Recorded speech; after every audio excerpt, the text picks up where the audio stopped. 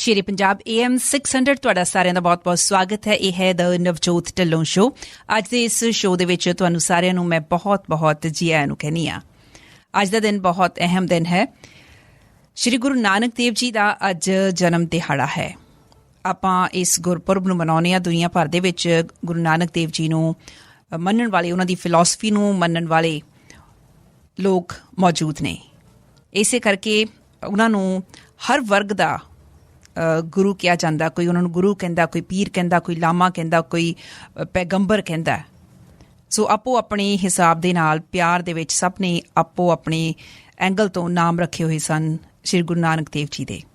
ਅੱਜ ਇਸ ਮੌਕੇ 'ਤੇ ਮੈਂ ਆਪਣੇ ਸਾਰੇ ਸੁਣਨ ਵਾਲਿਆਂ ਨੂੰ ਬਹੁਤ-ਬਹੁਤ ਮੁਬਾਰਕਾਂ ਦਿੰਦੀ ਹਾਂ। ਉਮੀਦ ਕਰੀਏ ਕਿ ਸ਼੍ਰੀ ਗੁਰੂ ਨਾਨਕ ਸਾਹਿਬ ਦੀ ਜਿਹੜੀ ਫਿਲਾਸਫੀ ਸੀ, ਜਿਹੜੇ ਦ੍ਰਿਸ਼ਟੀਕੋਣ ਤੋਂ ਇਸ ਦੁਨੀਆ ਨੂੰ ਦੇਖਦੇ ਸਨ, ਆਪਾਂ ਉਸ ਦ੍ਰਿਸ਼ਟੀਕੋਣ ਤੋਂ ਦੁਨੀਆ ਨੂੰ ਸਮਝਣ ਦੀ ਕੋਸ਼ਿਸ਼ ਕਰੀਏ। ਆਪਣਾ ਜਿਹੜਾ ਲਾਈਫ ਸਟਾਈਲ ਹੈ ਉਹਦੇ ਵਿੱਚ ਉਹ ਚੀਜ਼ਾਂ ਪ੍ਰੈਕਟਿਸ ਕਰੀਏ ਜਿਹੜੀਆਂ ਉਹਨਾਂ ਨੇ ਪ੍ਰਚਾਰ ਕੀਤੀਆਂ ਸਨ। ਉਹ ਬਹੁਤ ਮਹਾਨ ਲੇਖਕ ਹੋਏ ਨੇ। ਜਪਜੀ ਸਾਹਿਬ ਨੂੰ ਗੁਰੂ ਨਾਨਕ ਸਾਹਿਬ ਜੀ ਦਾ ਸ਼ਾਹਕਾਰ ਮੰਨਿਆ ਜਾਂਦਾ ਹੈ ਅਤੇ ਇਸ ਨੂੰ ਸ੍ਰੀ ਆਦਿ ਗ੍ਰੰਥ ਦਾ ਸਾਰ ਕਿਹਾ ਜਾਂਦਾ ਹੈ। ਸੋ ਜਪਜੀ ਸਾਹਿਬ ਨੂੰ ਪੂਰੀ ਤਰ੍ਹਾਂ ਸਮਝ ਲਿਆ ਜਾਵੇ ਤਾਂ ਸਾਰਾ ਕੁਝ ਇਸ ਤਰ੍ਹਾਂ ਲੱਗਦਾ ਕਿ ਠੀਕ ਠਾਕ ਹੋ ਜਾਏਗਾ। ਆਪਾਂ ਇਹ ਸ਼ੁਭ ਦਿਹਾੜਾ ਅੱਜ ਮਨਾ ਰਹੇ ਹਾਂ। ਮੁਬਾਰਕ ਮੌਕਾ ਹੈ ਅਤੇ ਇਸੇ ਦੌਰਾਨ ਇੱਕ ਮੁਬਾਰਕ ਖਬਰ ਜਿਹੜੀ ਪੂਰੇ ਸੰਸਾਰ ਦੇ ਲਈ ਇੱਕ ਵੱਡੀ ਖਬਰ ਹੈ, ਇੰਡੀਆ ਤੋਂ ਆਈ ਹੈ ਕਿ ਕਿਸਾਨਾਂ ਜਿਹੜੀਆਂ ਕਿਸਾਨਾਂ ਦੀਆਂ ਮੰਗਾਂ ਸਨ ਕਿ ਕਿਸਾਨੀ ਬਿੱਲ 3 ਕਿਸਾਨੀ ਬਿੱਲ ਜਿਹੜੇ ਕਿਸਾਨ ਇਹ ਸਮਝਦੇ ਸਨ ਕਿ ਉਹਨਾਂ ਦੇ ਖਿਲਾਫ ਨੇ, ਉਹ ਭਾਰਤ ਦੀ ਸਰਕਾਰ ਨੇ ਵਾਪਸ ਲੈਣ ਦਾ ਐਲਾਨ ਕੀਤਾ।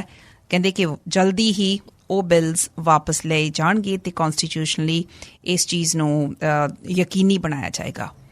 ਪਰ ਕਿਸਾਨ ਹਾਲੇ ਵੀ ਕਹਿੰਦੇ ਕਿ ਅਸੀਂ ਉਦੋਂ ਤੱਕ ਇੱਥੋਂ ਉੱਠ ਕੇ ਨਹੀਂ ਜਾਂਦੇ ਜਦੋਂ ਤੱਕ ਕਾਗਜ਼ੀ ਪੱਤਰੀ ਜਿਹੜੀ ਕਾਰਵਾਈ ਉਹ ਪੂਰੀ ਨਹੀਂ ਹੋ ਜਾਂਦੀ। ਸੋ ਇਹ ਪਰ ਇੱਕ ਬਹੁਤ ਵੱਡੀ ਖਬਰ ਹੈ। ਰਾਤੀ ਇਸ ਖਬਰ ਤੋਂ ਬਾਅਦ ਦੁਨੀਆ ਦੇ ਵੱਖ-ਵੱਖ ਹਿੱਸਿਆਂ ਦੇ ਵਿੱਚ ਜਿੱਥੇ ਭਾਰਤੀ ਮੂਲ ਦੇ ਲੋਕ ਵਸਦੇ ਨੇ ਉੱਥੇ ਜਸ਼ਨ ਮਨਾਏ ਗਏ। ਸੋ ਇੱਕ ਵਾਰੀ ਜਿਹੜੇ ਕਿਸਾਨ ਨੇ ਉੱਥੇ ਬੈਠੇ ਸਨ, ਬੱਚੇ, ਬਜ਼ੁਰਗ, ਮਾਵਾਂ, ਉਹਨਾਂ ਨੂੰ ਸਲਾਮ ਕਰਨਾ ਵੀ ਬਣਦਾ ਹੈ। ਅੱਜ ਇਸ ਪ੍ਰੋਗਰਾਮ ਦੇ ਵਿੱਚ ਮੈਂ ਖਾਸ ਤੌਰ ਦੇ ਉੱਤੇ ਸ਼ਾਮਿਲ ਕਰ ਰਹੀ ਹਾਂ ਇੱਕ ਐਸੀ ਸ਼ਖਸੀਅਤ ਨੂੰ ਜਿਨ੍ਹਾਂ ਨੇ ਪਿਛਲੇ ਦਿਨੀਂ ਧੰਨ ਲਿਖਾਰੀ ਨਾਨਕਾ ਨਾਮ ਦਾ ਇੱਕ ਪਲੇ 1 ਨਵੰਬਰ ਨੂੰ ਦੇਸ਼ ਭਗਤ ਯਾਦਗਾਰ ਹਾਲ ਜਲੰਧਰ ਵਿਖੇ ਉਹਦਾ ਮੰਚਨ ਕੀਤਾ। ਉਸ ਨਾਟਕ ਦੇ ਉਹ ਲੇਖਕ ਵੀ ਨੇ, ਨਿਰਦੇਸ਼ਕ ਵੀ ਨੇ ਅਤੇ ਅਦਾਕਾਰ ਵੀ ਨੇ। ਤੁਹਾਨੂੰ ਯਾਦ ਹੋਣਾ ਕਿ 27 ਮਾਰਚ ਨੂੰ ਜਦੋਂ ਵਰਲਡ ਥੀਏਟਰ ਡੇ ਹੁੰਦਾ, ਉਸ ਦਿਨ ਵੀ ਮੈਂ ਉਹਨਾਂ ਨੂੰ ਇਸ ਸ਼ੋਅ ਦੇ ਵਿੱਚ ਲੈ ਕੇ ਆਈ ਸੀ। ਬਹੁਤ ਸਾਰੀਆਂ ਗੱਲਾਂ ਹੋਈਆਂ ਸਨ ਥੀਏਟਰ ਬਾਰੇ, ਥੀਏਟਰ ਦੀ ਤਾਕਤ ਬਾਰੇ, ਕਿ ਥੀਏਟਰ ਕਿਸ ਢੰਗ ਦੇ ਨਾਲ ਇੰਪੈਕਟ ਕਰਦਾ। ਜਦੋਂ ਮੈਂ ਕਿਸਾਨਾਂ ਦੀ ਗੱਲ ਕਰ ਰਹੀ ਹਾਂ ਅਤੇ ਕਿਸਾਨ ਅੰਦੋਲਨ ਦੌਰਾਨ ਵੀ ਡਾਕਟਰ ਸਾਹਿਬ ਸਿੰਘ ਲਗਾਤਾਰ ਡਟੇ ਰਹੇ। ਇਹਨਾਂ ਵੱਲੋਂ ਬਹੁਤ ਸਾਰੀਆਂ ਇਹੋ ਜਿਹੀਆਂ ਪੋਸਟ ਪਾਈਆਂ ਗਈਆਂ ਅਤੇ ਇੱਕ ਇਹਨਾਂ ਦਾ ਜਿਹੜਾ ਨਾਟਕ ਹੈ ਸੰਮਾਂ ਵਾਲੀ ਡਾਂਗ, ਉਹ ਵੀ ਕਈ ਥਾਈਂ ਖੇਲਿਆ ਗਿਆ। ਹੁਣ ਸੰਮਾਂ ਵਾਲੀ ਡਾਂਗ ਲੈ ਕੇ ਇਹ ਅੱਜ ਕੱਲ੍ਹ ਇੰਗਲੈਂਡ ਦੇ ਵਿੱਚ ਆਏ ਹੋਏ ਨੇ। ਉਸ ਨਾਟਕ ਦੇ ਸ਼ੋਅਜ਼ ਹੋਣ ਵਾਲੇ ਨੇ। ਪਰ ਜਿਹੜਾ ਧੰਨ ਲਿਖਾਰੀ ਨਾਨਕਾ ਨਾਟਕ ਹੈ ਉਹ ਵੀ ਬਹੁਤ ਜ਼ਿਆਦਾ ਪਿਛਲੇ ਦਿਨੀਂ ਚਰਚਿਤ ਰਿਹਾ। ਮੈਂ ਇਸ ਨਾਟਕ ਨੂੰ ਖੁਦ ਦੇਖਿਆ ਹੈ, ਮੈਂ 2 ਵਾਰੀ ਦੇਖਿਆ ਹੈ ਅਤੇ ਕੱਲ੍ਹ ਕੁਝ ਮੈਂ ਉਹਦੇ ਬਾਰੇ ਲਿਖਣ ਦੀ ਵੀ ਥੋੜ੍ਹੀ ਬਹੁਤ ਕੋਸ਼ਿਸ਼ ਕੀਤੀ ਸੀ ਜਿੰਨਾ ਕੁ ਨਾਟਕ ਮੇਰੀ ਸਮਝ ਦੇ ਵਿੱਚ ਪਿਆ। ਪਰ ਇਹ ਹੈ ਕਿ ਇਹ ਨਾਟਕ ਬਹੁਤ ਇੰਟਰਸਟਿੰਗ ਨਾਟਕ ਸੀ, ਬਹੁਤ ਜ਼ਿਆਦਾ ਪ੍ਰਭਾਵਸ਼ਾਲੀ ਸੀ। ਅੱਜ ਇਸ ਨਾਟਕ ਬਾਰੇ ਮੈਂ ਜ਼ਰੂਰ ਗੱਲਬਾਤ ਕਰਨੀ ਹੈ ਅਤੇ ਡਾਕਟਰ ਸਾਹਿਬ ਸਿੰਘ ਹੋਣਾ ਦੇ ਨਾਲ ਅਸੀਂ ਬਹੁਤ ਸਾਰੀਆਂ ਹੋਰ ਗੱਲਾਂ ਕਰਾਂਗੇ। ਇਹਨਾਂ ਦਾ 35 ਸਾਲ ਤੋਂ ਵੱਧ ਦਾ ਤਜਰਬਾ ਹੈ ਰੰਗਮੰਚ ਦੀ ਦੁਨੀਆ ਦੇ ਵਿੱਚ। ਡਾਇਰੈਕਟਰ ਦੇ ਤੌਰ 'ਤੇ ਕੰਮ ਕਰਦੇ ਨੇ, ਲੇਖਕ ਦੇ ਤੌਰ ਦੇ ਉੱਤੇ ਕੰਮ ਕਰਦੇ ਨੇ, ਇੱਕ ਅਦਾਕਾਰ ਦੇ ਤੌਰ 'ਤੇ ਕੰਮ ਕਰਦੇ ਨੇ। ਹੈਰਾਨੀ ਦੀ ਗੱਲ ਇਹ ਹੈ ਕਿ ਭਾਵੇਂ ਇਹਨਾਂ ਨੇ ਆਪਣੀ ਜਿਹੜੀ ਡਿਗਰੀ ਹੈ ਉਹ ਐਜ਼ ਫਿਜ਼ੀਸ਼ੀਅਨ ਪ੍ਰਾਪਤ ਕੀਤੀ ਹੈ, ਪਰ ਇਹਨਾਂ ਦਾ ਜਿਹੜਾ ਜਨੂੰਨ ਹੈ ਥੀਏਟਰ ਦੇ ਲਈ, ਪੈਸ਼ਨ ਹੈ, ਉਹ ਪੱਕੇ ਤੌਰ 'ਤੇ ਇਸੇ ਪਾਸੇ ਜੁੜ ਗਏ ਨੇ। 150 ਤੋਂ ਵੱਧ ਨਾਟਕਾਂ ਦੇ ਵਿੱਚ ਅਦਾਕਾਰੀ ਕਰ ਚੁੱਕੇ ਨੇ।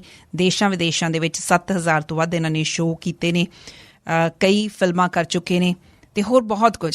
ਮੈਂ ਬਹੁਤਾ ਜ਼ਿਆਦਾ ਕੁਝ ਨਾ ਕਹਿੰਦੀ ਹੋਈ ਮੈਂ ਆਪਣੇ ਨਾਲ ਸ਼ਾਮਿਲ ਕਰ ਰਹੀ ਹਾਂ।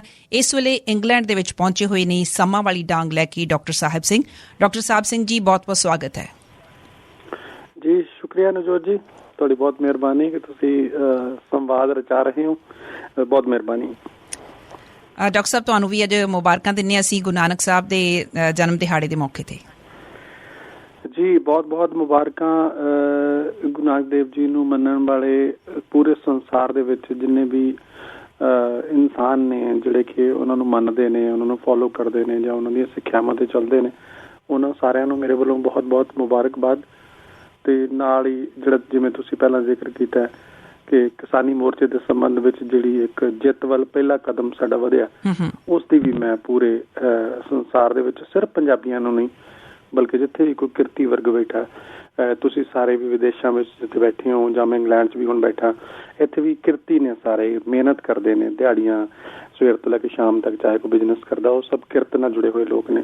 ਉਹਨਾਂ ਸਾਰਿਆਂ ਨੂੰ ਮੁਬਾਰਕਬਾਦ ਕਿ ਕਿਰਤ ਦੇ ਸੰਘਰਸ਼ ਦੀ ਇੱਕ ਜਿੱਤ ਹੋਈ ਹੈ। ਤੋ ਇਸ ਪ੍ਰੋਗਰਾਮ ਦਾ ਆਗਾਜ਼ ਤੁਸੀਂ ਉਸ ਮੁਬਾਰਕਬਾਦ ਤੋਂ ਕਰ ਰਹੇ ਹੋ, ਇਹਦੇ ਲਈ ਮੈਂ ਤੁਹਾਡਾ ਧੰਨਵਾਦ ਕਰਦਾ ਜੀ। ਸੋ ਡਾਕਟਰ ਸਾਹਿਬ, ਮੈਂ ਕਿਉਂਕਿ ਅੱਜ ਮੌਕਾ ਵੀ ਬਹੁਤ ਵਧੀਆ ਹੈ, 2-3 ਖਬਰਾਂ ਜਿਹੜੀਆਂ ਇਕੱਠੀਆਂ ਹੀ ਰਲ ਗੱਡ ਹੋ ਗਈਆਂ ਨੇ। ਇੱਕ, ਤੁਸੀਂ ਸਮਾਂ ਵਾਲੀ ਡਾਂਗ ਲੈ ਕੇ ਹਜੇ ਪਹੁੰਚੇ ਹੋ ਇੰਗਲੈਂਡ ਦੇ ਵਿੱਚ ਤੇ ਤੁਹਾਨੂੰ ਚੰਗੀ ਖਬਰ ਮਿਲ ਗਈ। ਇੱਧਰ ਗੁਰੂ ਨਾਨਕ ਸਾਹਿਬ ਦਾ ਜਨਮ ਦਿਹਾੜਾ ਮਨਾਇਆ ਜਾ ਰਿਹਾ ਤੇ ਉਹ ਜਿਹੜੀ ਤੁਕ ਹੈ ਧੰਨ ਲਿਖਾਰੀ ਨਾਨਕਾ, ਉਹ ਤੁਹਾਡਾ ਨਾਟਕ, ਉਹਦਾ ਹਾਲੇ ਤੱਕ ਰਿਸਪੌਂਸ ਆ ਰਿਹਾ ਹੈ। ਮੈਂ ਉਹਦੇ ਤੇ ਅੱਜ ਫੋਕਸ ਕਰਨਾ ਚਾਹੁੰਦੀ ਹਾਂ ਕਿ ਧੰਨ ਲਿਖਾਰੀ ਨਾਨਕਾ ਦਾ ਜਿਹੜਾ ਉਹ ਖਿਆਲ ਕਿਵੇਂ ਆਇਆ?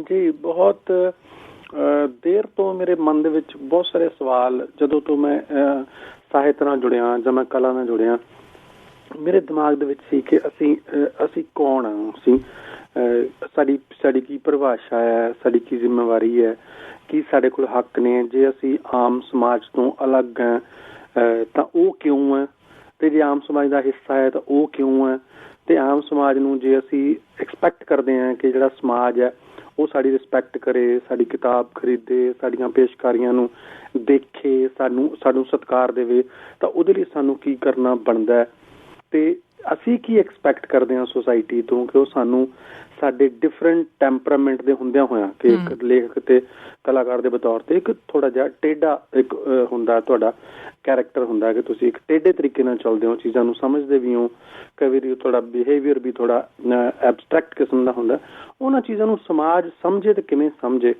ਤੇ ਮੈਨੂੰ ਸੀ ਕਿ ਇਹ ਡਿਸਕਸ਼ਨ ਜਿਹੜੀ ਹੈਗੀ ਹੈ, ਇਹ ਹੋ ਸਕਦਾ ਅਸੀਂ ਸੈਮੀਨਾਰ ਦੇ ਵਿੱਚ ਕਿਤੇ ਡਿਸਕਸ ਕੀਤੀ ਹੋਵੇ, ਹੋ ਸਕਦਾ ਥਿੰਕਰਸ ਨੇ ਬੈਠ ਕੇ, ਫਿਲੋਸੋਫਰਸ ਨੇ ਡਿਸਕਸ ਕੀਤੀ ਹੋਵੇ, ਬਟ ਜਦੋਂ ਅਸੀਂ ਕਹਿੰਦੇ ਹਾਂ ਕਿ ਸਾਡਾ ਸਾਹਿਤ, ਸਾਡੀ ਕਲਾ ਲੋਕਾਂ ਤੱਕ ਜਾਣੀ ਚਾਹੀਦੀ ਹੈ ਔਰ ਲੋਕ ਉਹਨੂੰ ਸਮਝਣ, ਲੋਕ ਉਹਨੂੰ ਫੋਲੋ ਕਰਨ, ਲੋਕ ਸਾਡੇ ਨਾਲ ਜੁੜਨ, ਤੇ ਫਿਰ ਜੋ ਅਸੀਂ ਕਹਿ ਰਹੇ ਹਾਂ ਉਹਨੂੰ ਕਿਤੇ ਨਾ ਕਿਤੇ ਉਹ ਇੰਪਲੀਮੈਂਟ ਕਰਨ, ਤਾਂ ਫਿਰ ਇਹਦਾ ਮਤਲਬ ਹੈ ਕਿ ਸਾਨੂੰ ਇਹ ਸਵਾਲ ਆਪਣੇ ਆਪ ਨੂੰ ਕਰਨਾ ਚਾਹੀਦਾ ਕਿ ਕੀ ਅਸੀਂ ਉਸ ਇਮਤਿਹਾਨ ਦੇ ਵਿੱਚ ਖੁਦ ਪਾਸ ਹੋ ਰਹੇ ਹਾਂ ਜਾਂ ਨਹੀਂ, ਲੋਕਾਂ ਤੋਂ ਆਸ ਰੱਖਣ ਤੋਂ ਪਹਿਲਾਂ। ਕਿਉਂਕਿ ਲੋਕਾਂ ਨੇ ਸਾਨੂੰ ਘਰੇ ਆ ਕੇ ਸਾਡਾ ਬੂਹਾ ਨੌਕ ਕਰਕੇ ਨਹੀਂ ਸੀ ਕਿਹਾ ਕਿ ਤੁਸੀਂ ਰਾਈਟਰ ਬਣੋ, ਲੋਕਾਂ ਨੇ ਸਾਡੇ ਘਰੇ ਸਾਡਾ ਦਰਵਾਜ਼ਾ ਨੌਕ ਕਰਕੇ ਇਹ ਨਹੀਂ ਸੀ ਕਿਹਾ ਕਿ ਤੁਸੀਂ ਕਲਾਕਾਰ ਬਣੋ।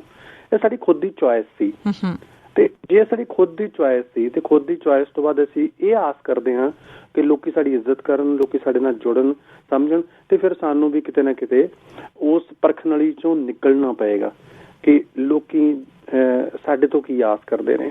ਸੋ ਉਹ ਸਾਰਿਆਂ ਸਵਾਲਾਂ ਨੂੰ ਮੈਂ ਰੂਬਰੂ ਕਾਫੀ ਦੇਰ ਤੋਂ ਹੋ ਰਿਹਾ ਸੀ, ਕਈ ਸਾਲਾਂ ਤੋਂ ਹੋ ਰਿਹਾ ਸੀ, ਪਰ ਜਦੋਂ ਇਹ ਕਿਸਾਨ ਮੋਰਚਾ ਆਇਆ, ਏਡਾ ਵੱਡਾ ਮੋਰਚਾ ਆਇਆ, ਤਾਂ ਉਹਦੇ 'ਚ ਮੈਂ ਬਹੁਤ ਸਾਰੀਆਂ ਚੀਜ਼ਾਂ ਦੇਖੀਆਂ, ਸਮਝੀਆਂ ਕਿ ਕਿਵੇਂ ਬਹੁਤ ਸਾਰੇ ਲੇਖਕ ਜਾਂ ਖਾਸ ਤੌਰ ਤੇ ਕੁਝ ਕਲਾਕਾਰ ਜਿਨ੍ਹਾਂ ਨੇ ਥੋੜ੍ਹੀ ਜਿਹੀ ਪ੍ਰਸਿੱਧੀ ਹਾਸਲ ਕਰਨ ਤੋਂ ਬਾਅਦ ਜਾਂ ਥੋੜ੍ਹੀ ਜਿਹੀ ਵਾਹ ਲੈਣ ਤੋਂ ਬਾਅਦ ਇਸ ਤਰ੍ਹਾਂ ਮਹਿਸੂਸ ਕਰਨਾ ਸ਼ੁਰੂ ਕਰ ਦਿੱਤਾ ਕਿ ਅਸੀਂ ਹੀ ਸਭ ਕੁਝ ਹਾਂ, ਸ਼ਾਇਦ ਸਾਡੇ ਤੋਂ ਬਿਨਾਂ ਸ਼ਾਇਦ ਕੁਝ ਵੀ ਨਹੀਂ ਹੈ, ਅਸੀਂ ਹੀ ਡਿਕਟੇਟ ਕਰਾਂਗੇ ਚੀਜ਼ਾਂ ਨੂੰ। ਤੇ ਮੈਨੂੰ ਲੱਗਾ ਕਿ ਇਹਦਾ ਮਤਲਬ ਅਸੀਂ ਆਪਣੀ ਭੂਮਿਕਾ ਨੂੰ ਸਮਝਣ ਦੇ ਵਿੱਚ ਕਿਤੇ ਉੱਕ ਰਹੇ ਹਾਂ, ਕਿਤੇ ਕਿ ਸਾਡੀ ਭੂਮਿਕਾ ਕੀ ਹੋਣੀ ਚਾਹੀਦੀ ਹੈ ਤੇ ਕਿੱਥੇ ਹੋਣੀ ਚਾਹੀਦੀ ਹੈ।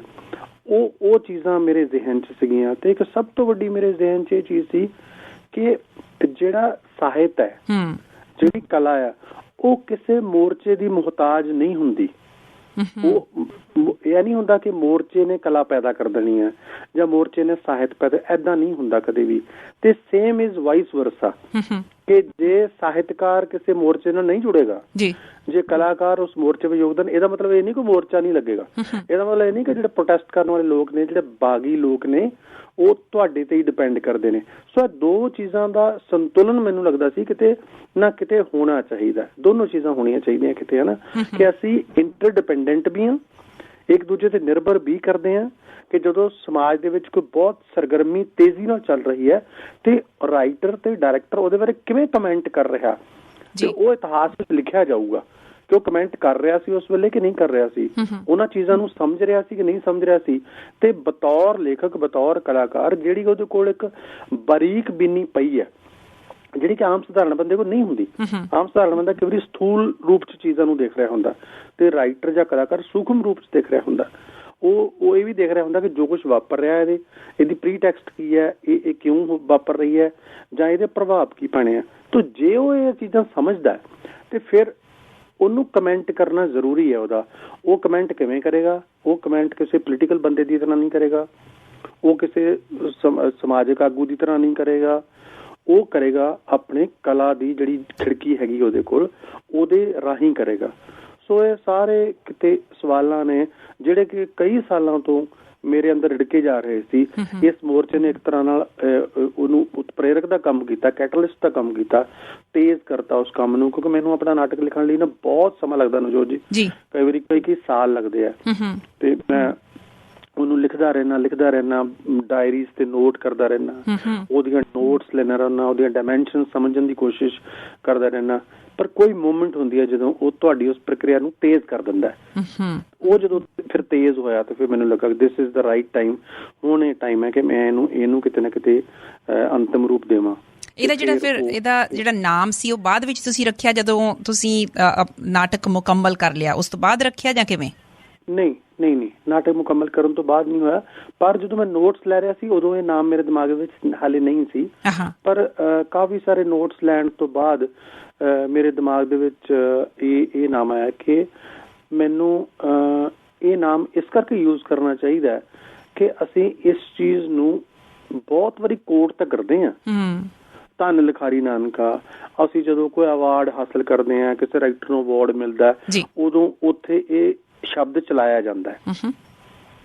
ਤੇ ਜਿਵੇਂ ਪੰਜਾਬ ਦਾ ਸਭ ਤੋਂ ਵੱਡਾ ਅਵਾਰਡ ਮੰਨਿਆ ਜਾਂਦਾ ਭਾਸ਼ਾ ਵਿਭਾਗ ਦਾ ਪੰਜਾਬ ਦਾ ਅਵਾਰਡ, ਉਹ ਜਦੋਂ ਅਵਾਰਡ ਦਿੱਤਾ ਜਾਂਦਾ ਤੇ ਉੱਥੇ ਅਵਾਰਡ ਦੇਣ ਤੋਂ ਪਹਿਲਾਂ ਇੱਕ ਸੈਰੇਮਨੀ ਹੁੰਦੀ ਹੈ। ਉਸ ਸੈਰੇਮਨੀ ਦੇ ਵਿੱਚ ਇਹ ਸ਼ਬਦ ਚੱਲਦਾ ਹੈ, ਜਿਹੜਾ ਕਿ ਉਹਨਾਂ ਨੇ ਸਪੈਸ਼ਲੀ ਕੋਈ ਰਿਕਾਰਡ ਕੀਤਾ ਹੋਇਆ, ਉਹ ਧੰਨ ਲਿਖਾਰੀ ਨਾਨਕਾ ਜਿਨ ਨਾਮ ਲਿਖਾਇਆ ਸੱਚ, ਉਹ ਚੱਲਦਾ ਹੈ। ਤੇ ਉਹਦੇ ਚ ਉਹ ਰਾਈਟਰ ਸਾਰੇ ਇੱਕ ਐਂਥਮ ਦੀ ਤਰ੍ਹਾਂ ਖੜੇ ਹੋਏ ਹੁੰਦੇ ਨੇ, ਤੇ ਉਹਦਾ ਇੱਕ ਪਿਆਰਾ ਇੱਕ ਮਾਹੌਲ ਹੁੰਦਾ।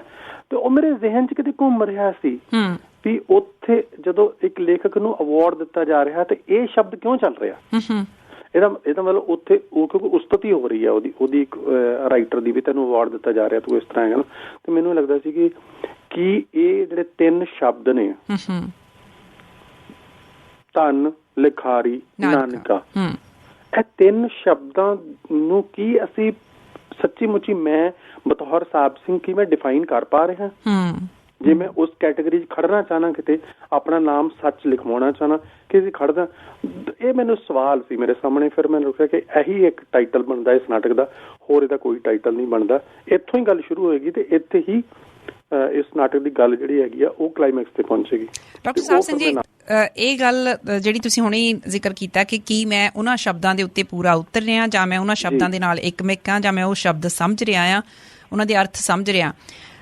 ਬਹੁਤ ਵਾਰ ਜਦੋਂ ਜਿਹੜੇ ਲੇਖਕ ਨੇ, ਮੈਂ ਮਾਫੀ ਚਾਹੁੰਦੀ ਇਹ ਗੱਲ ਕਹਿਣ ਲੱਗੀ ਕਿ ਜਦੋਂ ਉਹ ਲਿਖਦੇ ਨੇ, ਤੁਸੀਂ ਉਹਨਾਂ ਦੇ ਬੜੇ ਫੈਨ ਹੋਏ ਰਹਿੰਦੇ ਹੋ, ਬਹੁਤ ਵਾਰੀ ਤੁਹਾਨੂੰ ਲੱਗਦਾ ਕਿ ਵੀ ਇਸ ਬੰਦੇ ਨੂੰ ਮਿਲਿਆ ਜਾਣਾ ਚਾਹੀਦਾ, ਇਹਦੇ ਨਾਲ ਗੱਲਬਾਤ ਕੀਤੀ ਜਾਣੀ ਚਾਹੀਦੀ ਹੈ। ਜਦੋਂ ਤੁਸੀਂ ਐਕਚੁਅਲੀ ਉਸ ਵਿਅਕਤੀ ਨੂੰ ਮਿਲਦੇ ਹੋ, ਉਹਦੀ ਸ਼ਖਸੀਅਤ ਬਹੁਤ ਵੱਖਰੀ ਤਰ੍ਹਾਂ ਦੀ, ਉਹਦੀਆਂ ਗੱਲਾਂ ਬਹੁਤ ਵੱਖਰੀ ਤਰ੍ਹਾਂ ਦੀਆਂ, ਉਸ ਵੇਲੇ ਮੇਰੇ ਜ਼ਿਹਨ ਦੇ ਵਿੱਚ ਵੀ ਇਹ ਸਵਾਲ ਆਉਂਦੇ ਆ ਕਿ ਇਹ ਵਿਅਕਤੀ ਦਾ ਜਿਹੜਾ ਕਿਰਦਾਰ ਹੈ ਉਹ ਬਿਲਕੁਲ ਵੱਖਰਾ ਹੈ। ਇਹ ਜੋ ਕੁਝ ਲਿਖ ਕੇ ਸਾਹਮਣੇ ਆ ਰਿਹਾ, ਕਿ ਉਹ ਵਿਅਕਤੀ ਕੁਝ ਪਲਾਂ ਦੇ ਲਈ ਹੀ ਕਲਾਕਾਰ ਹੁੰਦਾ ਹੈ ਜਾਂ ਉਹ ਕੁਝ ਪਲਾਂ ਦੇ ਲਈ ਹੀ ਸੈਂਸਿਟਿਵ ਹੁੰਦਾ ਹੈ। ਇਹ ਬਹੁਤ ਮੈਨੂੰ ਵੀ ਭੰਬਲ ਭੂਸੇ 'ਚ ਪਾਈ ਰੱਖਦੀ ਹੈ ਗੱਲ। ਹੋ ਸਕਦਾ ਬਹੁਤ ਸਾਰੇ ਪਾਠਕਾਂ, ਦਰਸ਼ਕਾਂ, ਸਰੋਤਿਆਂ ਨੂੰ ਵੀ ਇਹ ਗੱਲ ਰੜਕਦੀ ਹੋਵੇ। ਕੀ ਕਹਿਣਾ ਚਾਹੋਗੇ ਇਹਦੇ ਬਾਰੇ? ਜੀ ਬਿਲਕੁਲ, ਇਹ ਜਿਹੜੀ ਗੱਲ ਹੈ ਨਾ, ਜਿਹੜੀ ਤੁਸੀਂ ਕਹਿ ਰਹੇ ਹੋ, ਇਹ ਬਹੁਤ ਵੱਡੀ ਗੱਲ ਹੈ, ਇੱਕ ਬਹੁਤ ਵੱਡਾ ਸਵਾਲ ਹੈ ਜਿਹੜਾ ਕਿ ਸਮਾਜ ਨੂੰ ਖੜਾ ਕਰਨਾ ਚਾਹੀਦਾ ਹੈ, ਤੇ ਸਮਾਜ ਨੇ ਉਸ ਰੂਪ 'ਚ ਖੜਾ ਕੀਤਾ ਨਹੀਂ ਅਸਲ ਦੇ ਵਿੱਚ। ਉਹਦਾ ਇੱਕ ਮੈਂ ਐਗਜ਼ਾਮਪਲ ਤੁਹਾਨੂੰ ਦਿੰਦਾ ਕਿ ਜਦੋਂ ਮੈਂ ਮਤਲਬ, ਇਹ ਤਾਂ ਹੁਣ ਚਲੋ ਮੋਰਚਾ ਚੱਲਿਆ, ਮੈਨੂੰ 35 ਸਾਲ ਹੋ ਗਏ ਕੰਮ ਕਰਦਿਆਂ ਨੂੰ, ਚਲੋ 35 ਸਾਲ ਦੇ ਵਿੱਚ ਸ਼ੁਰੂ ਦੇ ਕੁਝ ਸਾਲ ਮੈਂ ਗੁਰਸ਼ਰਨ ਭਾਜੀ ਦੀ ਸਰਪ੍ਰਸਤੀ ਵਿੱਚ ਗੁਜ਼ਾਰੇ, ਉਹਨਾਂ ਤੋਂ ਸਿੱਖਿਆ ਬਹੁਤ ਕੁਛ, ਕਮਿਟਮੈਂਟ ਸਿੱਖੀ, ਫਿਰ ਆਪਣਾ ਥੀਏਟਰ ਸ਼ੁਰੂ ਕੀਤਾ। ਫਿਰ ਆਪਣਾ ਸ਼ੁਰੂ ਕਰਦਿਆਂ ਵੀ ਤੁਸੀਂ ਇੱਕ ਅਭਿਆਸ ਦੇ ਦੌਰ 'ਚ ਹੁੰਦੇ ਹੋ, ਚੀਜ਼ਾਂ ਦੀ ਤੁਹਾਨੂੰ ਸਮਝ ਆਉਣੀ ਸ਼ੁਰੂ ਹੁੰਦੀ ਹੈ। ਜਦੋਂ ਮੈਨੂੰ ਪੂਰੀ ਤਰ੍ਹਾਂ ਮੈਨੂੰ ਲੱਗਾ ਕਿ ਮੈਨੂੰ ਕਾਫੀ ਸਾਰੀਆਂ ਚੀਜ਼ਾਂ ਦੀ ਸਮਝ ਆ ਗਈ ਹੈ, ਤੇ ਉਦੋਂ ਮੈਂ ਜਦੋਂ ਵਿਚਰਨਾ ਸ਼ੁਰੂ ਕੀਤਾ ਆਪਣੇ ਰੰਗਮੰਚ ਨੂੰ ਲੈ ਕੇ, ਤੇ ਮੈਂ ਬਹੁਤ ਸਾਰੀ ਜਗ੍ਹਾ ਦੇ ਉੱਤੇ ਮਤਲਬ ਮੈਂ ਕਮੈਂਟ ਕਰਨੇ ਸ਼ੁਰੂ ਕੀਤੇ। ਅੱਛਾ, ਜੇ ਇੱਥੇ ਮੇਰਾ ਨਾਟਕ ਤਾਂ ਹੈਗਾ ਹੀ ਹੈ, ਮੈਂ ਨਾਟਕ ਤੋਂ ਬਿਨਾਂ ਵੀ ਕਿਸੇ ਸਮਾਜਿਕ ਮੁੱਦਿਆਂ ਤੇ ਮੇਰਾ ਕਮੈਂਟ ਹੈ, ਆਹ ਹੈ। ਤੇ ਮੈਨੂੰ ਕੁਛ ਆਪਣੇ ਬਹੁਤ ਕਰੀਬੀ ਦੋਸਤਾਂ ਨੇ ਕਿਹਾ, ਯਾਰ ਸਾਹਿਬ ਯਾਰ ਤੂੰ ਰਾਈਟਰ ਹੈ, ਯਾਰ ਤੂੰ ਕਲਾਕਾਰ ਹੈ, ਤੂੰ ਕਿਉਂ ਪੰਗੇ ਲੈ ਰਿਹਾ? ਅੱਛਾ, ਹੈ ਨਾ, ਇਹ ਤੇਰਾ ਕੰਮ ਨਹੀਂ ਹੈ।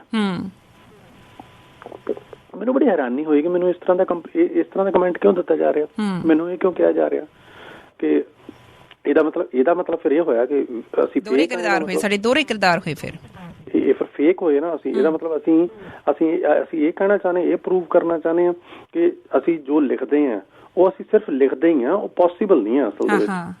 ਕਿਉਂਕਿ ਜਦੋਂ ਜੇ ਪੋਸੀਬਲ ਹੈ ਤਾਂ ਫਿਰ ਤਾਂ ਅਸੀਂ ਹਰ ਪਲੇਟਫਾਰਮ ਤੇ ਗੱਲ ਕਰਾਂਗੇ, ਹਰ ਪਲੇਟਫਾਰਮ ਤੇ ਕਵਾਂਗੇ ਕਿ ਏਦਾਂ ਹੋਣਾ ਚਾਹੀਦਾ, ਆਹ ਨਹੀਂ ਹੋ ਰਿਹਾ। ਤੇ ਜੇ ਅਸੀਂ ਹਰ ਪਲੇਟਫਾਰਮ ਤੇ ਨਹੀਂ ਕਹਿੰਦੇ, ਇਹਦਾ ਮਤਲਬ ਅਸੀਂ ਫੇਕ ਹਾਂ। ਅਸੀਂ ਇਹਦਾ ਮਤਲਬ ਸਾਡੀ ਰਾਈਟਿੰਗ, ਸਾਡਾ ਆਰਟ, ਉਹ ਸਾਰਾ ਅਸੀਂ ਕਿਸੇ ਹੋਰ ਪਰਪਜ਼ ਲਈ ਯੂਜ਼ ਕਰ ਰਹੇ ਹਾਂ। ਇਹਦਾ ਮਤਲਬ ਉਹਨੂੰ ਜਾਂ ਤਾਂ ਆਪਣੀ ਨਿੱਜੀ ਜਿਹੜੀ ਹੈਗੀ ਹੈ ਤੁਹਾਡੀ ਇੱਕ ਸਮਝ ਲਓ ਕਿ ਪਰਸਨਲ ਤੁਹਾਡੀ ਗਲੋਰੀਫਿਕੇਸ਼ਨ ਲਈ ਤੁਸੀਂ ਯੂਜ਼ ਕਰ ਰਹੇ ਹੋ ਜੀ, ਜਾਂ ਤੁਸੀਂ ਜਸਟ ਇੱਕ ਤੁਹਾਡੇ ਕੋਲ ਕਰਾਫਟ ਹੈ ਜਿਹੜਾ ਤੁਸੀਂ ਸਿੱਖ ਲਿਆ ਕਰਾਫਟ, ਤੇ ਤੁਸੀਂ ਉਸ ਕਰਾਫਟ ਨੂੰ ਯੂਜ਼ ਕਰ ਰਹੇ ਹੋ। ਬਿਲਕੁਲ। ਲੇਕਿਨ ਜੇ ਤੁਸੀਂ ਸੋਸ਼ਲੀ ਰਿਸਪੋਂਸੀਬਲ ਹੈਗੇ ਹੋ, ਜੇ ਤੁਸੀਂ ਸੱਚੀ ਮੁੱਚੀ ਸਮਝਦੇ ਹੋ ਕਿ ਸੋਸਾਇਟੀ ਦੇ ਵਿੱਚ ਆਹ ਚੀਜ਼ ਮੈਨੂੰ ਪਰੇਸ਼ਾਨ ਕਰ ਰਹੀ ਹੈ, ਹੌਂਟ ਕਰ ਰਹੀ ਹੈ, ਤੇ ਫਿਰ ਤੁਸੀਂ ਉਸ ਨੂੰ, ਜੇ ਤੁਸੀਂ ਇੱਕ ਨਾਟਕਕਾਰ ਹੋ ਤਾਂ ਉਸ ਤੋਂ ਬਿਨਾਂ ਵੀ ਤੁਹਾਡਾ ਫਰਜ਼ ਬਣਦਾ ਕਿ ਤੁਸੀਂ ਉਸ ਤੇ ਕਮੈਂਟ ਕਰੋ।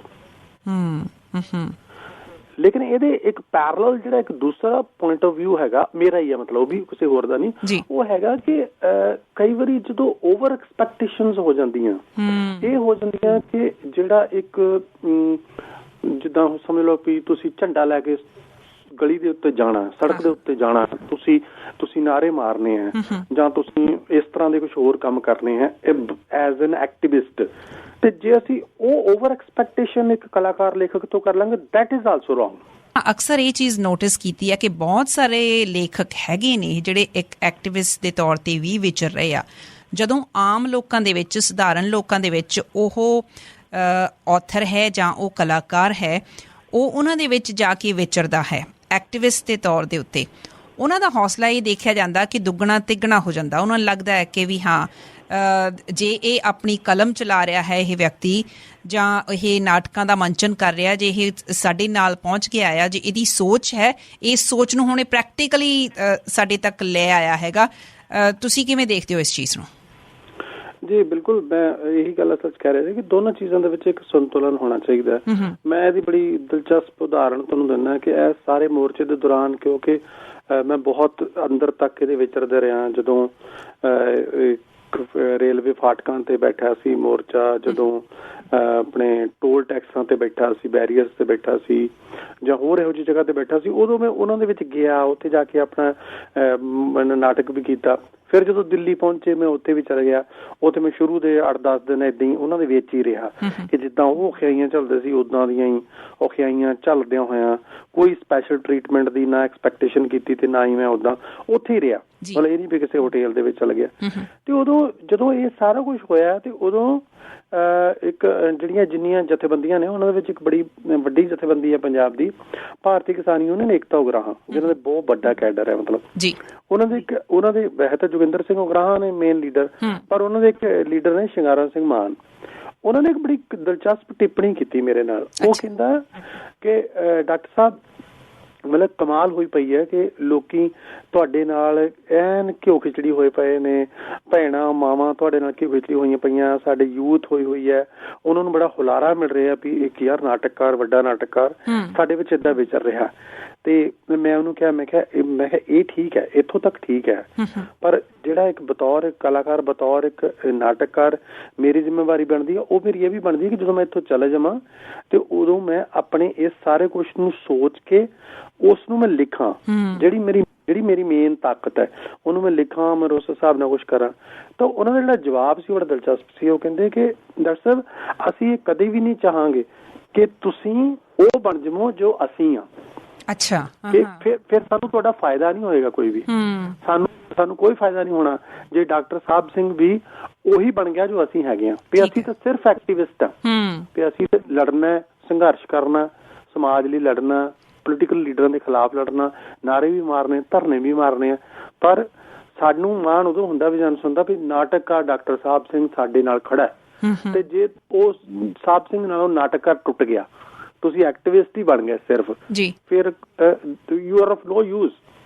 ਸੋ ਉਹ ਇੱਕ ਚੀਜ਼ ਨਾਲ ਬੈਲੈਂਸ ਬਣਾਉਣਾ ਬਹੁਤ ਜ਼ਰੂਰੀ ਹੈ ਕਿ ਤੁਸੀਂ ਐਕਟਿਵਿਜ਼ਮ, ਉਹ ਐਕਟਿਵਿਜ਼ਮ ਜਿਹੜਾ ਤੁਹਾਡੇ ਇੱਕ ਰਾਈਟਰ ਦੇ, ਕਲਾਕਾਰ ਦੇ ਤੌਰ ਤੇ ਤੁਹਾਡੇ ਕੈਰੈਕਟਰ ਨੂੰ ਇੱਕ ਤਰ੍ਹਾਂ ਨਾਲ ਹਾਈਲਾਈਟ ਕਰੇ ਔਰ ਜੋ ਕੁਛ ਸਮਾਜਿਕ ਸੰਘਰਸ਼ ਚੱਲ ਰਿਹਾ ਉਹਦੇ ਵਿੱਚ ਯੋਗਦਾਨ ਪਾਵੇ ਔਰ ਲੋਕਾਂ ਨੂੰ ਕਿਸੇ ਤਰ੍ਹਾਂ ਤੁਸੀਂ ਆਪਣੇ ਤਰੀਕੇ ਨਾਲ ਇੰਸਪਾਇਰ ਕਰੋ।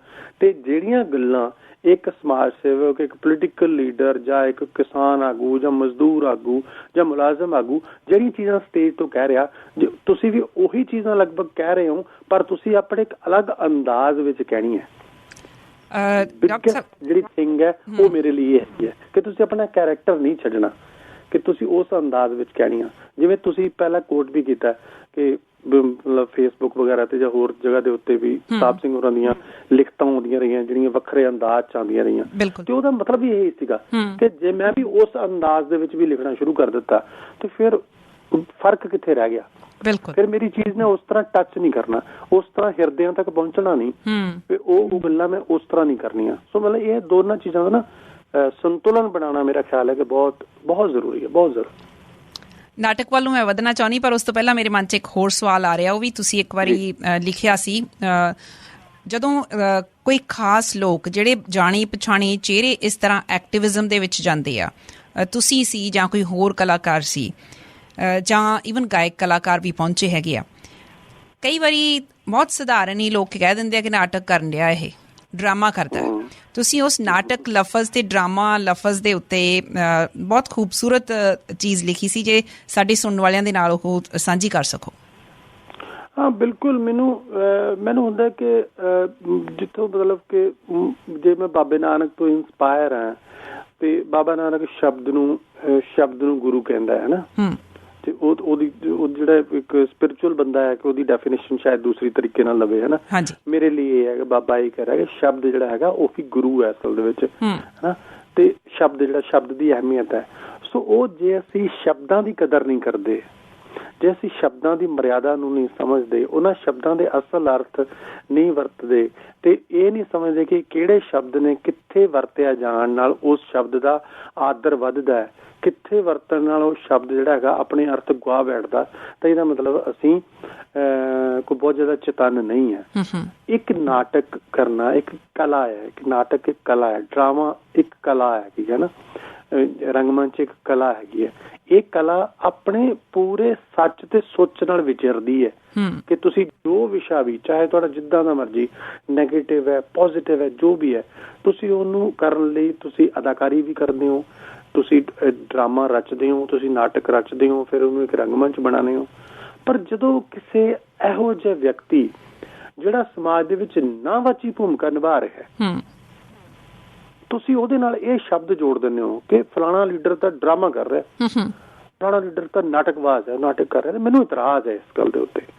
ਤੇ ਇਹਦਾ ਮਤਲਬ ਹੈ ਕਿ ਤੁਸੀਂ ਸਾਨੂੰ ਗਾਲ ਕੱਢ ਰਹੇ ਹੋ, ਇਹਦਾ ਮਤਲਬ ਤੁਸੀਂ ਸਾਡੀ ਬੇਇੱਜ਼ਤੀ ਕਰ ਰਹੇ ਹੋ, ਇਨਸਲਟ ਕਰ ਰਹੇ ਹੋ, ਇਹਦਾ ਮਤਲਬ ਤੁਸੀਂ ਸਾਡੀ ਰਿਸਪੈਕਟ ਨਹੀਂ ਕਰ ਰਹੇ, ਤੁਸੀਂ ਸਾਨੂੰ ਇਹ ਸਮਝ ਰਹੇ ਹੋ ਕਿ ਹਾਂ ਡਰਾਮੇਬਾਜ਼ ਲਫ਼ਜ਼ ਜਿਹੜਾ ਹੈਗਾ ਉਹ ਵਰਤਣਾ ਇੱਕ ਨੈਗੇਟਿਵ ਸੈਂਸ ਵਿੱਚ ਜਾਂਦਾ ਹੈ। ਸੋ ਮੈਂ ਚਾਹੁੰਦਾ ਕਿ ਸਾਡਾ ਸਮਾਜ ਅਗਰ ਸੱਚੀ ਮੁੱਚੀ ਸਮਾਜ ਨੇ ਤਰੱਕੀ ਵਾਲੇ ਪਾਸੇ ਨੂੰ ਤੁਰਨਾ, ਤਰੱਕੀ ਤੋਂ ਭਾਵ ਮੇਰਾ ਕੋਈ ਫਾਈਨੈਂਸ਼ੀਅਲ ਤਰੱਕੀ ਜਾਂ ਉਸ ਤਰ੍ਹਾਂ ਦੀ ਤਰੱਕੀ ਨਹੀਂ ਹੈਗਾ। ਤਰੱਕੀ ਦਾ ਮਤਲਬ ਹੈ ਕਿ ਬਿਹਤਰ ਸਮਾਜ ਬਣਨਾ, ਸਿਹਤਮੰਦ ਸਮਾਜ ਜਿਹੜਾ ਆਪਣੇ ਸਮਾਜ ਦੇ ਹਰ ਵਰਗ ਦੀ, ਔਰਤ ਦੀ, ਬੱਚੇ ਦੀ, ਬਜ਼ੁਰਗ ਦੀ, ਵੀਰਾਂ ਭੈਣਾਂ ਦੀ, ਸਾਥੀਆਂ ਦੀ ਰਿਸਪੈਕਟ ਕਰਨ ਵਾਲਾ ਸਮਾਜ ਬਣਨਾ।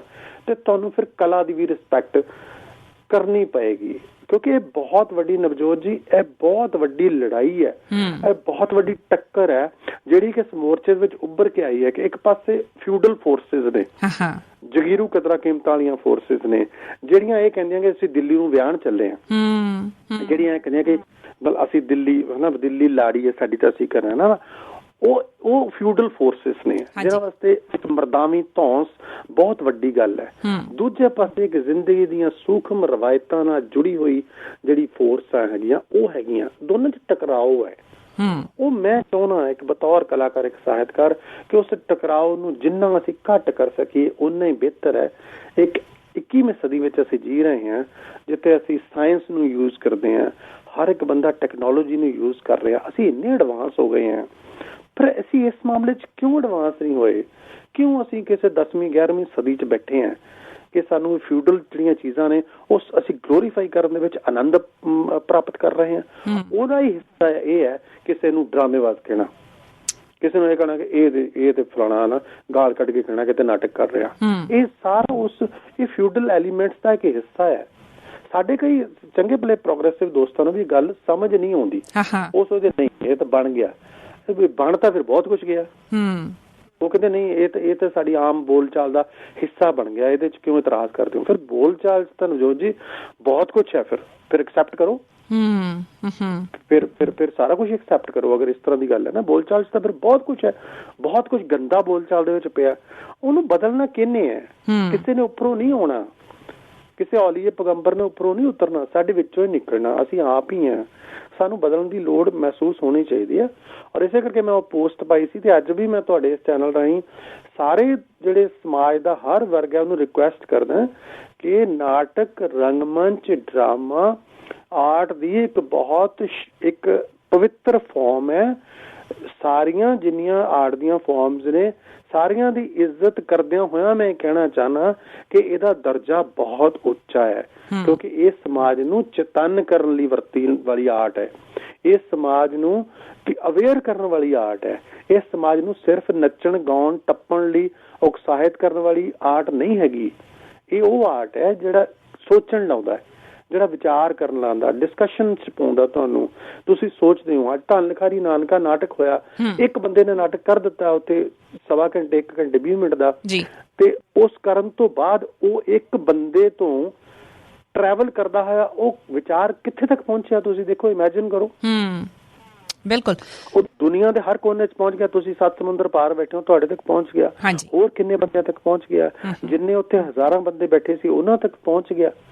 ਸੋ ਇਸ ਆਰਟ ਦੀ ਫਾਰਮ ਦੀ ਤਾਕਤ ਨੂੰ ਸਮਝਣ ਦੀ ਕੋਸ਼ਿਸ਼ ਕਰੋ ਕਿ ਇਹ ਕਿੰਨੀ ਬੁਲੰਦ ਫਾਰਮ ਹੈ, ਕਿੰਨੀ ਹੈ ਨਾ, ਇਹ ਕਿਵੇਂ ਸਟਰਾਈਕ ਕਰਦੀ ਹੈ, ਦਿਲ ਤੱਕ ਵੀ ਪਹੁੰਚਦੀ ਹੈ, ਦਿਮਾਗ ਤੱਕ ਵੀ ਪਹੁੰਚਦੀ ਹੈ, ਤੁਹਾਨੂੰ ਐਂਟਰਟੇਨ ਵੀ ਕਰਦੀ ਹੈ, ਤੁਹਾਨੂੰ ਵਿਚਾਰ ਵੀ ਦਿੰਦੀ ਹੈ, ਤੁਹਾਨੂੰ ਡਿਸਕਸ਼ਨ ਵੀ ਦਿੰਦੀ ਹੈ, ਤੁਹਾਨੂੰ ਇਹ ਵੀ ਕਹਿੰਦੀ ਹੈ ਕਿ ਜੋ ਮੈਂ ਤੁਹਾਨੂੰ ਦਿੱਤਾ ਇਹਨੂੰ ਘਰੇ ਲੈ ਕੇ ਜਾਓ, ਇਹਨੂੰ ਘਰੇ ਲੈ ਕੇ ਜਾਓ, ਫੈਮਿਲੀ ਨਾਲ ਡਿਸਕਸ ਕਰੋ, ਇਹਨੂੰ ਆਪਣੇ ਦਫ਼ਤਰ ਲੈ ਕੇ ਜਾਓ, ਉੱਥੇ ਆਪਣੇ ਕੁਲੀਗਸ ਨਾਲ ਡਿਸਕਸ ਕਰੋ, ਇਹਨੂੰ ਆਪਣੇ ਫਰੈਂਡ ਸਰਕਲ ਵਿੱਚ ਲੈ ਕੇ ਜਾਓ, ਤੁਸੀਂ ਕਿਤੇ ਚਾਹ ਕੌਫੀ ਡਰਿੰਕ ਤੇ ਬੈਠੇ ਹੋ ਤੇ ਡਿਸਕਸ ਕਰੋ ਮੇਰੇ ਜੋ ਮੈਂ ਤੁਹਾਨੂੰ ਕਿਹਾ, ਜੋ ਗਲਤ ਲੱਗਦਾ ਉੱਥੇ ਪੁਆਇੰਟ ਰੇਜ਼ ਕਰੋ। ਜਿਹੜਾ ਅਸਲ ਦੇ ਵਿੱਚ ਨਾਟਕ ਕੀਤਾ ਰਾਈਟ, ਜਿਹੜਾ ਅਸਲ ਦੇ ਵਿੱਚ ਨਾਟਕ ਕੀਤਾ ਉਹਦੀ ਬਾਰੇ ਗੱਲ ਚੱਲਣੀ ਚਾਹੀਦੀ ਹੈ। ਪਰ ਮੈਨੂੰ ਇਹ ਗੱਲ ਹੈ ਕਿ ਮਨਾਂ ਦੇ ਵਿੱਚ ਲੋਕਾਂ ਦੇ ਸ਼ਾਇਦ ਉਹੀ ਕਲੈਰਿਟੀ ਨਹੀਂ ਹੈ। ਕਈ ਵਾਰ ਭੋਲੇ ਭਾਅ ਹੀ ਇੱਕ ਦੂਜੇ ਕੋਲੋਂ ਸੁਣ ਕੇ ਅਸੀਂ ਕੁਝ ਸ਼ਬਦਾਂ ਦਾ ਇਸਤੇਮਾਲ ਕਰਦੇ ਰਹਿੰਦੇ ਹਾਂ ਜਾਂ ਉਹਨਾਂ ਦੀ ਦੁਰਵਰਤੋਂ ਕਰਦੇ ਹੈਗੇ ਹਾਂ। ਜਿੱਥੇ ਕੋਈ ਇਸ ਤਰ੍ਹਾਂ ਦੀ ਗੱਲਬਾਤ ਲੱਗਦੀ ਹੈ, ਜਿੱਥੇ ਤੁਸੀਂ ਇਹ ਕਹਿੰਦੇ ਹੋ ਕਿ ਫਲਾਣਾ ਬੰਦਾ ਡਰਾਮਾ ਕਰਦਾ, ਨਾਟਕ ਕਰਨ ਡਿਆ ਆ, ਉਹਦੀ ਥਾਂ ਦੇ ਉੱਤੇ ਜੇ ਤੁਹਾਨੂੰ ਪਖੰਡ ਲੱਗ ਰਿਹਾ, ਤੁਸੀਂ ਪਖੰਡ ਸ਼ਬਦ ਇਸਤੇਮਾਲ ਕਰ ਸਕਦੇ ਹੋ, ਦੰਭ ਇਸਤੇਮਾਲ ਕਰ ਸਕਦੇ ਹੋ, ਜਾਂ ਉਹਦਾ ਦੋਗਲਾਪਣ ਹੈ, ਜਿਹੜਾ ਦੋਗਲਾਪਣ ਹੈ ਉਹ ਹੋ ਸਕਦਾ ਹੈ। ਦੋਗਲਾਪਣ ਹੈ, ਟਕਵੰਜ ਕਰ ਰਿਹਾ, ਢੋਂਗ ਕਰ ਰਿਹਾ, ਬਹੁਤ ਸ਼ਬਦ ਨੇ, ਬਹੁਤ ਸ਼ਬਦ ਨੇ, ਪਰ ਨਾਟਕ ਇਜ਼ ਸਮਥਿੰਗ ਡਿਫਰੈਂਟ। ਬਹੁਤ ਅਮੀਰ ਸ਼ਬਦਾਵਲੀ ਹੈ ਸਾਡੇ ਕੋਲ ਤਾਂ। ਉਹ ਸ਼ਬਦਾਂ ਨੂੰ ਵਰਤੋ, ਸ਼ਬਦਾਂ ਨੂੰ ਸਿੱਖੋ, ਅੱਛਾ ਡਾਕਟਰ ਸਾਹਿਬ, ਇੱਕ ਹੁਣੇ ਤੁਸੀਂ ਗੱਲ ਕੀਤੀ ਆ ਕਿ ਵੀ ਸਾਡੀਆਂ ਜਿਹੜੀਆਂ ਫਿਊਡਲ ਵੈਲਿਊਜ਼ ਆ ਉਹ ਸਾਨੂੰ ਨਿਕਲਣ ਨਹੀਂ ਦਿੰਦੀਆਂ ਉਸ ਚੀਜ਼ ਦੇ ਵਿੱਚੋਂ, ਜਿਹੜਾ ਸਾਡਾ ਕਈ ਵਾਰ ਸੋਚਾਂ ਦਾ ਸਰਕਲ ਬਣ ਜਾਂਦਾ, ਜਾਂ ਸਾਨੂੰ ਅਸੀਂ ਸਵਾਲ ਹੀ ਨਹੀਂ ਕਰਦੇ ਇਸ ਚੀਜ਼ 'ਤੇ ਕਿ ਭਾਈ ਇਹ ਜਿਹੜਾ ਮੈਂ ਕਰੀ ਜਾ ਰਿਹਾ ਅੱਖਾਂ ਬੰਦ ਕਰਕੇ, ਇਹ ਗਲਤ ਹੈ ਜਾਂ ਠੀਕ ਹੈ।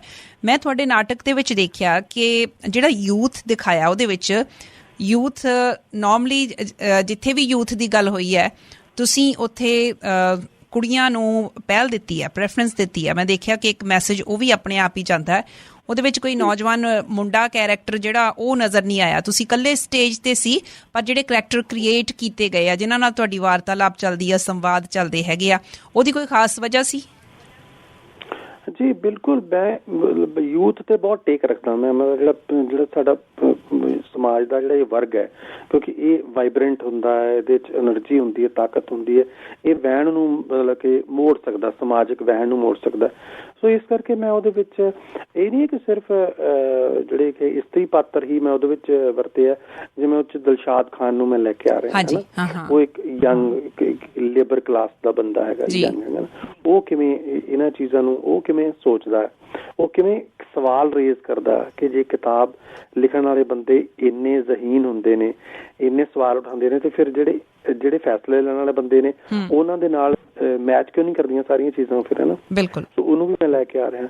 ਲੇਕਿਨ ਦੂਜੇ ਪਾਸੇ ਮੈਂ ਬਹੁਤ ਨੋਇੰਗਲੀ, ਬਹੁਤ ਚੇਤਨ ਪੱਧਰ ਦੇ ਉੱਤੇ ਬੱਚੀਆਂ ਨੂੰ ਲੈ ਕੇ ਆ ਰਿਹਾ ਕਿ ਮੈਂ ਮਤਲਬ ਇਹ ਚਾਹੁੰਦਾ ਵੀ ਹੈ, ਮੇਰੀ ਇੱਛਾ ਵੀ ਹੈ, ਬਹੁਤ ਸਟਰੋਂਗ ਇੱਛਾ ਹੈਗੀ ਹੈ ਕਿ ਜੇ ਪੰਜਾਬੀ ਸਮਾਜ ਨੇ, ਸਾਡੇ ਨੇ ਫਿਊਡਲ ਆਪਣੇ ਕੈਰੈਕਟਰ ਨੂੰ ਤਜਣਾ ਹੈ, ਤਿਆਗਣਾ ਹੈ ਤੇ ਕਿਸੇ ਚੱਜ ਦੀ ਗੱਲ ਵੱਲ ਵਧਣਾ ਹੈ, ਤਾਂ ਉਹਨੂੰ ਪ੍ਰੋਮੀਨੈਂਸ ਦੇਣੀ ਪਏਗੀ। ਜਿਹੜੀ ਸਾਡੀ ਫੀਮੇਲ ਜਿਹੜੀ ਪੋਪੂਲੇਸ਼ਨ ਹੈ ਉਹਨੂੰ ਦੇਣੀ ਪਏਗੀ, ਉਹਨੂੰ ਇੱਕ ਵਿਚਰਨ ਦੀ ਆਜ਼ਾਦੀ, ਉਹਨੂੰ ਇੱਕ ਡਿਸੀਜ਼ਨ ਲੈਣ ਦੀ ਆਜ਼ਾਦੀ ਦੇਣੀ ਪਏਗੀ। ਇਸ ਕਰਕੇ ਮੈਂ ਉਹਦੇ ਵਿੱਚ ਕਰਦਾ। ਤੇ ਫਿਰ ਇਹ ਜਿਹੜਾ ਮੇਰਾ ਸੁਪਨਾ ਆ, ਇਹ ਮੇਰਾ ਸੁਪਨਾ ਕਿਤੇ ਯੂਟੋਪੀਅਨ ਨਹੀਂ ਹੈਗਾ ਵੀ ਜਿਹੜਾ ਮੈਂ ਇਹ ਸੁਪਨਾ ਲੈ ਰਿਹਾ, ਲੇਕਿਨ ਦਿਸ ਕਿਤੇ ਨਹੀਂ ਰਿਹਾ, ਮੈਨੂੰ ਦਿਸ ਰਿਹਾ।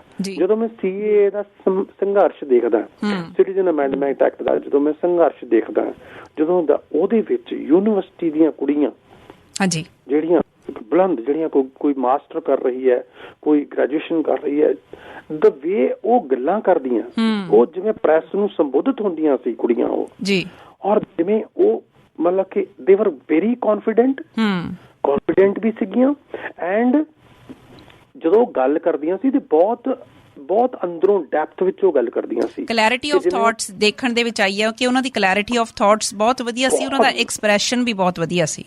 ਬਹੁਤ ਮਤਲਬ 3-4 ਚੀਜ਼ਾਂ ਉਹਨਾਂ ਦੀਆਂ ਮੈਨੂੰ ਬਹੁਤ ਸਟਰਾਈਕ ਕਰਦੀਆਂ ਸੀ ਕਿ ਉਹ ਆਪਣੇ ਆਪ ਨੂੰ, ਆਪਣੇ ਜਿਹੜਾ ਪਰਸੋਨਾ ਹੈ, ਜਿਹੜਾ ਫਿਜ਼ੀਕਲ ਪਰਸੋਨਾ ਹੁੰਦਾ, ਉਹਨੂੰ ਬਹੁਤ ਵਧੀਆ ਤਰੀਕੇ ਨਾਲ ਕੈਰੀ ਕਰਦੀਆਂ ਸੀ ਕਿ ਦੇ ਵਰ ਵੈਰੀ ਕੌਨਫੀਡੈਂਟ ਕਿ ਜੋ ਵੀ ਉਹਨਾਂ ਨੇ ਪਹਿਨਿਆ ਹੋਇਆ ਉਹਨੂੰ ਬਹੁਤ ਬਿਹਤਰ ਤਰੀਕੇ ਨਾਲ ਉਹ ਕੈਰੀ ਕਰਦੀਆਂ ਸੀ, ਜਿਹੜੀ ਕਿ ਮੈਂ ਸਮਝਦਾ ਹੁੰਦਾ ਕਿ ਬਹੁਤ ਜ਼ਰੂਰੀ ਚੀਜ਼ ਹੁੰਦੀ ਹੈ ਕਿ ਤੁਸੀਂ ਕਿਵੇਂ ਫਿਜ਼ੀਕਲੀ ਆਪਣੇ ਆਪ ਨੂੰ ਪ੍ਰੈਜ਼ੈਂਟ ਕਰਦੇ, ਜੋ ਵੀ ਤੁਸੀਂ ਪਹਿਨਿਆ ਆਪਣੀ ਪਸੰਦ ਦਾ, ਉਹਨੂੰ ਕਿਸ ਕੌਨਫੀਡੈਂਸ ਨਾਲ ਤੁਸੀਂ ਕੈਰੀ ਕਰਦੇ ਹੋ, ਉਹ ਕਰਦੀਆਂ ਸੀ।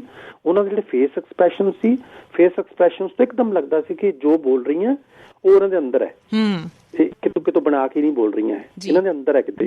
ਜਿੰਨਾ ਇਹ ਗਿਆਨ ਆਪਣੇ ਸ਼ਬਦਾਂ ਰਾਹੀਂ ਬਿਆਨ ਕਰ ਰਹੀਆਂ, ਉਹ ਗਿਆਨ ਇਹਨਾਂ ਦੇ ਅੰਦਰ ਹੈ, ਇਹਨਾਂ ਨੇ ਕਮਾਇਆ ਹੋਇਆ। ਇਹਨਾਂ ਨੇ ਕਿਤਾਬਾਂ ਪੜ੍ਹ ਕੇ, ਲਾਇਬ੍ਰੇਰੀਆਂ 'ਚ ਬੈਠ ਕੇ, ਸਮਾਜ ਨੂੰ ਸਮਝ ਕੇ, ਚਾਹੇ ਉਹ ਕੋਈ ਸੋਸ਼ੀਓਲੋਜੀ ਦੀਆਂ ਸਟੂਡੈਂਟ ਸੀ, ਚਾਹੇ ਉਹ ਪੋਲੀਟੀਕਲ ਸਾਇੰਸ ਦੀਆਂ ਸੀਗੀਆਂ, ਚਾਹੇ ਉਹ ਸਾਈਕੋਲੋਜੀ ਦੀਆਂ ਸੀ, ਚਾਹੇ ਉਹਨਾਂ ਨੇ ਕੋਈ ਹੋਰ ਸਬਜੈਕਟ, ਮੈਡੀਕਲ ਸਬਜੈਕਟ ਸੀਗੇ ਉਹਨਾਂ ਕੋਲ, ਜਿਸ ਤਰ੍ਹਾਂ ਦੇ ਵੀ ਸਬਜੈਕਟ ਸੀਗੇ, ਦੇ ਵਰ ਫੁੱਲ ਆਫ ਨੌਲੇਜ। ਉਹ ਜਿਹੜੀਆਂ ਚੀਜ਼ਾਂ ਸੀ ਜਦੋਂ ਅਸੀਂ ਪ੍ਰੈਕਟੀਕਲੀ ਦੇਖੀਆਂ, ਉਹਨਾਂ ਨੂੰ ਜਿੱਦਾਂ ਬੋਲਦਿਆਂ ਦੇਖਿਆ, ਫਿਰ ਉਹ ਕਾਊਂਟਰ ਕਿਹਨੂੰ ਕਰ ਰਹੀਆਂ ਸੀ ਦੂਜੇ ਪਾਸੇ, ਟੋਟਲੀ ਇੱਕ ਫੰਡਾਮੈਂਟਲ ਫੋਰਸਿਸ ਨੂੰ ਉਹ ਕਾਊਂਟਰ ਕਰ ਰਹੀਆਂ, ਔਰ ਉਹ ਡਰ ਨਹੀਂ ਰਹੀਆਂ, ਉਹ ਘਬਰਾ ਨਹੀਂ ਰਹੀਆਂ, ਉਹ ਸਾਹਮਣੇ ਪਿਨ ਪੁਆਇੰਟ ਕਰ ਰਹੀਆਂ, ਔਰ ਮੀਡੀਆ ਜਿਹੜਾ ਕਿ ਇੰਨਾ ਹਾਰਸ਼ ਉਹਨਾਂ ਨੂੰ ਸਵਾਲ ਕਰਦਾ, ਉਹਨਾਂ ਦੇ ਜਵਾਬ ਦੇ ਰਹੀਆਂ, ਵੈਲ ਬੈਲੈਂਸਡ। ਤੇ ਮੈਨੂੰ ਸੀ ਕਿ ਮੇਰਾ ਫਰਜ਼ ਬਣਦਾ ਕਿ ਜਦੋਂ ਅਸੀਂ ਇੱਕ ਇਹੋ ਜਿਹੇ ਇੱਕ ਪੀਰੀਅਡ ਦੇ ਵਿੱਚ ਪਹੁੰਚ ਗਏ ਹਾਂ ਕਿ ਜਿੱਥੇ ਸਾਡੀ ਇੱਕ ਔਰਤ, ਸਾਡੀਆਂ ਲੜਕੀਆਂ ਇੱਕ they are coming out of shell, ਉਹ ਇੱਕ ਖੋਲ ਦੇ ਵਿੱਚੋਂ ਬਾਹਰ ਨਿਕਲ ਰਹੀਆਂ ਔਰ ਆਪਣੀ ਅਸਲ ਜਿਹੜੀ ਪਰਿਭਾਸ਼ਾ ਹੈ ਨਾ ਉਹ ਦਿਖਾ ਰਹੀਆਂ। ਤੇ ਤਾਂ ਮੈਨੂੰ ਫਰਜ਼ ਬਣਦਾ ਸੀ ਕਿ ਮੇਰੇ ਨਾਟਕ ਦੇ ਵਿੱਚ, ਜਿਵੇਂ ਧਨ ਲਿਖਾਰੀ ਨਾਟਕਾਂ ਗੱਲ ਕਰ ਰਿਹਾ, ਤਾਂ ਉਹਦੇ ਵਿੱਚ ਕਿਤੇ ਪ੍ਰੋਮੀਨੈਂਸ ਮਿਲਣੀ ਚਾਹੀਦੀ ਹੈ ਸਮਾਜ ਦੇ ਉਸ ਵਰਗ ਨੂੰ, ਕਿ ਜੇ ਇੱਕ ਲਿਖਾਰੀ ਨੂੰ ਮੈਂ ਸੰਘਰਸ਼ ਕਰਦਾ ਦਿਖਾ ਰਿਹਾ ਤਾਂ ਉਹਦੇ ਪੈਰਲਲ ਇੱਕ ਕਰੈਕਟਰ, ਇੱਕ ਜਾਂ ਦੋ ਕਰੈਕਟਰ ਖੜੇ ਹੋਣੇ ਚਾਹੀਦੇ ਹੈ ਜਿਹੜੇ ਕਿ ਸਮਾਜ ਦੇ ਉਸ ਜੈਂਡਰ ਨੂੰ ਰਿਪਰੈਜ਼ੈਂਟ ਕਰਨ। ਇਸੇ ਕਰਕੇ ਬੇਟੀ ਦਾ ਕਰੈਕਟਰ ਸਿਰਜਿਆ। ਹਾਲਾਂਕਿ ਉਹ ਮੇਰੇ ਨਾਟਕ ਦੀ ਇੱਕ ਲੋੜ ਵੀ ਸੀ ਕਿ ਇੱਕ ਨਾਟਕ ਨੂੰ ਮੈਂ ਸੂਤਰ 'ਚ ਕਿਵੇਂ ਪਰੋਣਾ ਜੀ, ਕਿ ਅਦਰਵਾਈਜ਼ ਉਹ ਬਹੁਤ ਟੁਕੜਿਆਂ ਵਿੱਚ ਬਣ ਜਾਣਾ ਸੀ ਨਾਟਕ ਦੇ, ਅਦਰਵਾਈਜ਼ ਬਹੁਤ ਸੈਗਮੈਂਟਸ ਖੜੇ ਹੋ ਜਾਣੇ ਸੀਗੇ। ਪਰ ਉਹਦੇ ਨਾਲ ਉਹ ਜੁੜ ਗਏ ਸਾਰੇ, ਕਿ ਲਗਾਤਾਰ ਇੱਕ ਉਹ ਆਪਣੀ ਬੇਟੀ ਨਾਲ ਕਨਵਰਸੇਸ਼ਨ 'ਚ ਹੈ, ਤੇ ਬੇਟੀ is also in a struggle, ਉਹਦੀ ਵੀ ਸਟਰਗਲ ਚੱਲ ਰਹੀ ਹੈ, ਇਹਦਾ ਰਾਈਟਰ ਦੀ ਵੀ ਸਟਰਗਲ ਚੱਲ ਰਹੀ ਹੈ। ਸੋ ਜਿਵੇਂ ਆਪਾਂ ਕਹਿੰਦੇ ਜੰਗ ਜਾਰੀ ਹੈ, ਇੰਗਲਿਸ਼ ਲੋਕ ਕਹਿੰਦੇ ਸਟਰਗਲ ਕੰਟੀਨਿਊਸ, ਸੋ ਉਹਨੂੰ ਇੱਕ ਡਿਪਿਕਟ ਕਰਦਿਆਂ ਹੋਇਆ ਕਿ ਉਹ ਕਿਵੇਂ ਚੀਜ਼ਾਂ ਹੈਗੀਆਂ। ਸੋ ਬਹੁਤ ਨੋਇੰਗਲੀ, ਬੜੇ ਚੇਤਨ, ਸੋ ਡੈਲੀਬਰੇਟਲੀ ਤੁਸੀਂ ਇਹ ਇਸ ਤਰ੍ਹਾਂ ਕੀਤਾ, ਡੈਲੀਬਰੇਟਲੀ ਕੀਤਾ, ਬਹੁਤ ਡੈਲੀਬਰੇਟਲੀ, ਬਹੁਤ ਡੈਲੀਬਰੇਟਲੀ ਡਾਕਟਰ ਸਾਹਿਬ ਸਿੰਘ ਜੀ। ਇੱਕ ਲੇਕਿਨ ਨਾਟ ਇਨ ਅ ਸੁਪਰਫਿਸ਼ੀਅਲ ਵੇ, ਕਿ ਜਿਹੜਾ ਹਜ਼ਮ ਨਾ ਹੋਵੇ ਸਾਹਮਣੇ ਵਾਲੇ ਨੂੰ, ਇਹ ਨਹੀਂ। ਸੋ ਡਾਕਟਰ ਸਾਹਿਬ ਸਿੰਘ, ਮੈਂ ਹੁਣ ਖਾਸ ਤੌਰ ਤੇ ਨਾਟਕ ਬਾਰੇ ਗੱਲ ਕਰਨਾ ਚਾਹੁੰਦੀ ਹਾਂ। ਜਿਸ ਹਿਸਾਬ ਦੇ ਨਾਲ, ਜਿਸ ਐਂਗਲ ਤੋਂ ਮੈਂ ਇਸ ਨਾਟਕ ਨੂੰ ਦੇਖਿਆ, ਮੈਂ ਦੇਖਿਆ ਕਿ ਤੁਸੀਂ ਬਹੁਤ ਸਾਰੇ ਸਵਾਲ ਪੈਦਾ ਕੀਤੇ ਆ। ਮੈਂ ਚਾਹੁੰਦੀ ਹਾਂ ਕਿ ਕੁਝ ਕੁ ਜਿਹੜੇ ਉਹ ਸਵਾਲ ਆ ਤੁਸੀਂ, ਕਿਉਂਕਿ ਤੁਸੀਂ ਇੱਕੋ ਹੀ ਇੱਕ ਵਿਅਕਤੀ ਸੀ ਜਿਹੜੇ ਸਟੇਜ ਤੇ ਸੀ, ਜ਼ੁਬਾਨੀ ਸਾਰੀ ਸਕ੍ਰਿਪਟ ਤੁਹਾਨੂੰ ਯਾਦ ਸੀ, ਤੁਹਾਡੀ ਲਾਈਵ ਪਰਫਾਰਮੈਂਸ ਸੀ, ਤੇ ਕੁਝ ਉਹ ਜਿਹੜੇ ਸਵਾਲ ਤੁਸੀਂ ਉਠਾਏ ਆ ਉਹਨਾਂ ਨੂੰ ਤੁਸੀਂ ਆਪਣੀ ਜ਼ੁਬਾਨੀ ਸਾਂਝੇ ਕਰੋ ਸਾਡੀ ਸੁਣਨ ਵਾਲਿਆਂ ਦੇ ਲਈ। ਸਿਰਫ ਸਵਾਲਾਂ ਤੇ ਫੋਕਸ ਕਰਨਾ ਇਸ ਹਿੱਸੇ 'ਚ। ਹਾਂ ਜੀ ਜੀ ਜੀ ਜੀ, ਮੈਂ ਉਹ ਪੇਸ਼ਕਾਰੀ ਕਿਉਂ ਕਰ ਚੁੱਕਾ, ਤੇ ਮੈਂ ਹੁਣ ਤੁਹਾਨੂੰ ਮੇਰੇ ਨਾਲੋਂ ਵੱਧ ਯਾਦ ਹੈ ਵੈਸੇ ਮੇਰਾ ਨਾਟਕ। ਮੈਨੂੰ ਯਾਦ ਹੈ, ਪਰ ਮੈਨੂੰ ਪਤਾ ਕਿ ਮੈਂ ਬੋਲ ਨਹੀਂ ਸਕਾਂਗੀ ਉਸ ਹਿਸਾਬ ਦੇ ਨਾਲ। ਮੈਂ ਕਿਉਂਕਿ ਹੁਣ ਇੰਗਲੈਂਡ 'ਚ ਆਇਆ ਹੋਇਆ ਸੰਮਾ ਵਾਲੀ ਡਾਂਗ ਦੇ ਸ਼ੋਅ ਕਰਨ, ਤੇ ਮੈਂ ਜ਼ਿਆਦਾ ਉਹਦੀ ਸਕ੍ਰਿਪਟ ਦੇ ਉੱਤੇ ਫੋਕਸ ਕਰ ਰਿਹਾ। ਬਟ ਹਾਂ, ਮਤਲਬ ਇਹ ਹੈ ਕਿ ਜਿਵੇਂ ਗੁਰਸ਼ਨ ਭਾਜੀ ਕਿਹਾ ਕਰਦੇ ਸੀ ਵੀ ਜੇ ਕੋਈ ਸਵਾਲ ਹੀ ਨਹੀਂ ਉਠਾਉਣਾ ਤੇ ਫਿਰ ਨਾਟਕ ਕਿਉਂ ਕਰਨਾ ਤੁਸੀਂ। ਇਹ ਇੱਕ ਬਹੁਤ ਸਾਡੇ ਵਾਸਤੇ ਇੱਕ ਲੈਸਨ ਸੀ ਵੱਡਾ ਜੀ, ਤੇ ਵੀ ਤੁਸੀਂ ਨਾ ਫਿਰ ਤੁਸੀਂ ਕਾਹਦੇ ਲਈ ਨਾਟਕ ਕਰ ਰਹੇ ਹੋ। ਸੋ ਉਹਦੇ ਬਾਰੇ ਉਸੇ ਨੂੰ ਰੈਫਰੈਂਸ ਬਣਾ ਕੇ ਕਾਨੂੰਨ ਮੋਲਕ ਸਿੰਘ ਹੋਰਾਂ ਨੇ ਇੱਕ ਫੇਸਬੁੱਕ ਤੇ ਟਿੱਪਣੀ ਕੀਤੀ ਸੀ ਕਿ ਭਾਜੀ ਦੇ ਉਸ ਰੈਫਰੈਂਸ ਦੇ ਵਿੱਚ ਇਹ ਧਨ ਲਿਖਾਰੀ ਜਿਹੜਾ ਨਾਟਕ ਹੈ, ਇਹ ਇੱਕ ਵੱਡਾ ਸਵਾਲਨਾਮਾ ਹੈ, ਇਹਦੇ ਵਿੱਚ ਬਹੁਤ ਸਾਰੇ ਸਵਾਲ ਨੇ ਜੀ। ਸੋ ਉਹ ਗੱਲ ਉੱਥੇ ਹੈ ਕਿ ਸਵਾਲ ਉਠਾਣੇ ਇੱਕ ਲੇਖਕ ਕੀ ਜ਼ਰੂਰੀ ਸਮਝਦਾ ਕਿ ਨਹੀਂ ਸਮਝਦਾ, ਸਵਾਲ ਉਠਾਣੇ ਤੇ ਸਵਾਲ ਕਿਵੇਂ ਉਠਾਣੇ, ਮੇਰੇ ਲਈ ਦੋਨੋਂ ਵੱਡੇ ਸਵਾਲ ਸੀ। ਕਿ ਇੱਕ ਤਾਂ ਹੈ ਕਿ ਸਵਾਲ ਤੁਸੀਂ ਉਠਾਉਣੇ ਆ, ਇਹ ਸਵਾਲ ਉਠਾਉਣਾ ਹੈ ਤੁਸੀਂ ਬਹੁਤ ਜ਼ਰੂਰੀ, ਕਿ ਇੱਕ ਰਾਈਟਰ ਦੀ ਨਿੱਜੀ ਜ਼ਿੰਦਗੀ ਹੈ, ਇੱਕ ਰਾਈਟਰ ਦੀ ਇੱਕ ਸਮਾਜਿਕ ਜ਼ਿੰਦਗੀ ਹੈ, ਇੱਕ ਉਹਦੇ ਨਿੱਜੀ ਸਰੋਕਾਰ ਨੇ, ਇੱਕ ਉਹਦੇ ਸਮਾਜਿਕ ਸਰੋਕਾਰ ਨੇ, ਕੀ ਉਹ ਦੋਨਾਂ ਪ੍ਰਤੀ ਉੱਤਰਦਾਈ ਹੈਗਾ ਹੈ ਕਿ ਨਹੀਂ ਹੈਗਾ। ਜੇ ਉਹਨੂੰ ਇੱਕ ਨਿੱਜੀ ਤੌਰ ਤੇ ਇੱਕ ਤਕਲੀਫ ਦਾ ਸਾਹਮਣਾ ਕਰਨਾ ਪੈਂਦਾ ਹੈ, ਜਿਵੇਂ ਕਿ ਇਸ ਨਾਟਕ ਦੇ ਵਿੱਚ ਉਹਨੂੰ ਇੱਕ ਤਕਲੀਫ ਦਾ ਸਾਹਮਣਾ ਕਰਨਾ ਪੈਂਦਾ ਕਿ ਉਹਦੀ ਬੇਟੀ ਦੇ ਉੱਤੇ ਫੱਟੜ ਹੋ ਗਈ ਹੈ ਕਿਉਂਕਿ ਅਟੈਕ ਹੋ ਗਿਆ, ਪਰ ਜਿਹੜੀ ਬੇਟੀ ਵੀ ਹੈ ਉਹ ਕਿਸੇ ਨਿੱਜੀ ਤਕਲੀਫ 'ਚ ਨਹੀਂ ਬੈਠੀ, ਉਹ ਵੀ ਇੱਕ ਜਿਹੜੀ ਸਮੂਹਿਕ ਤਕਲੀਫ ਦੇ ਵਿੱਚ ਬੈਠੀ, ਉਹ ਇਕੱਲੀ ਨਹੀਂ ਆਉਂਦੇ ਹਨ।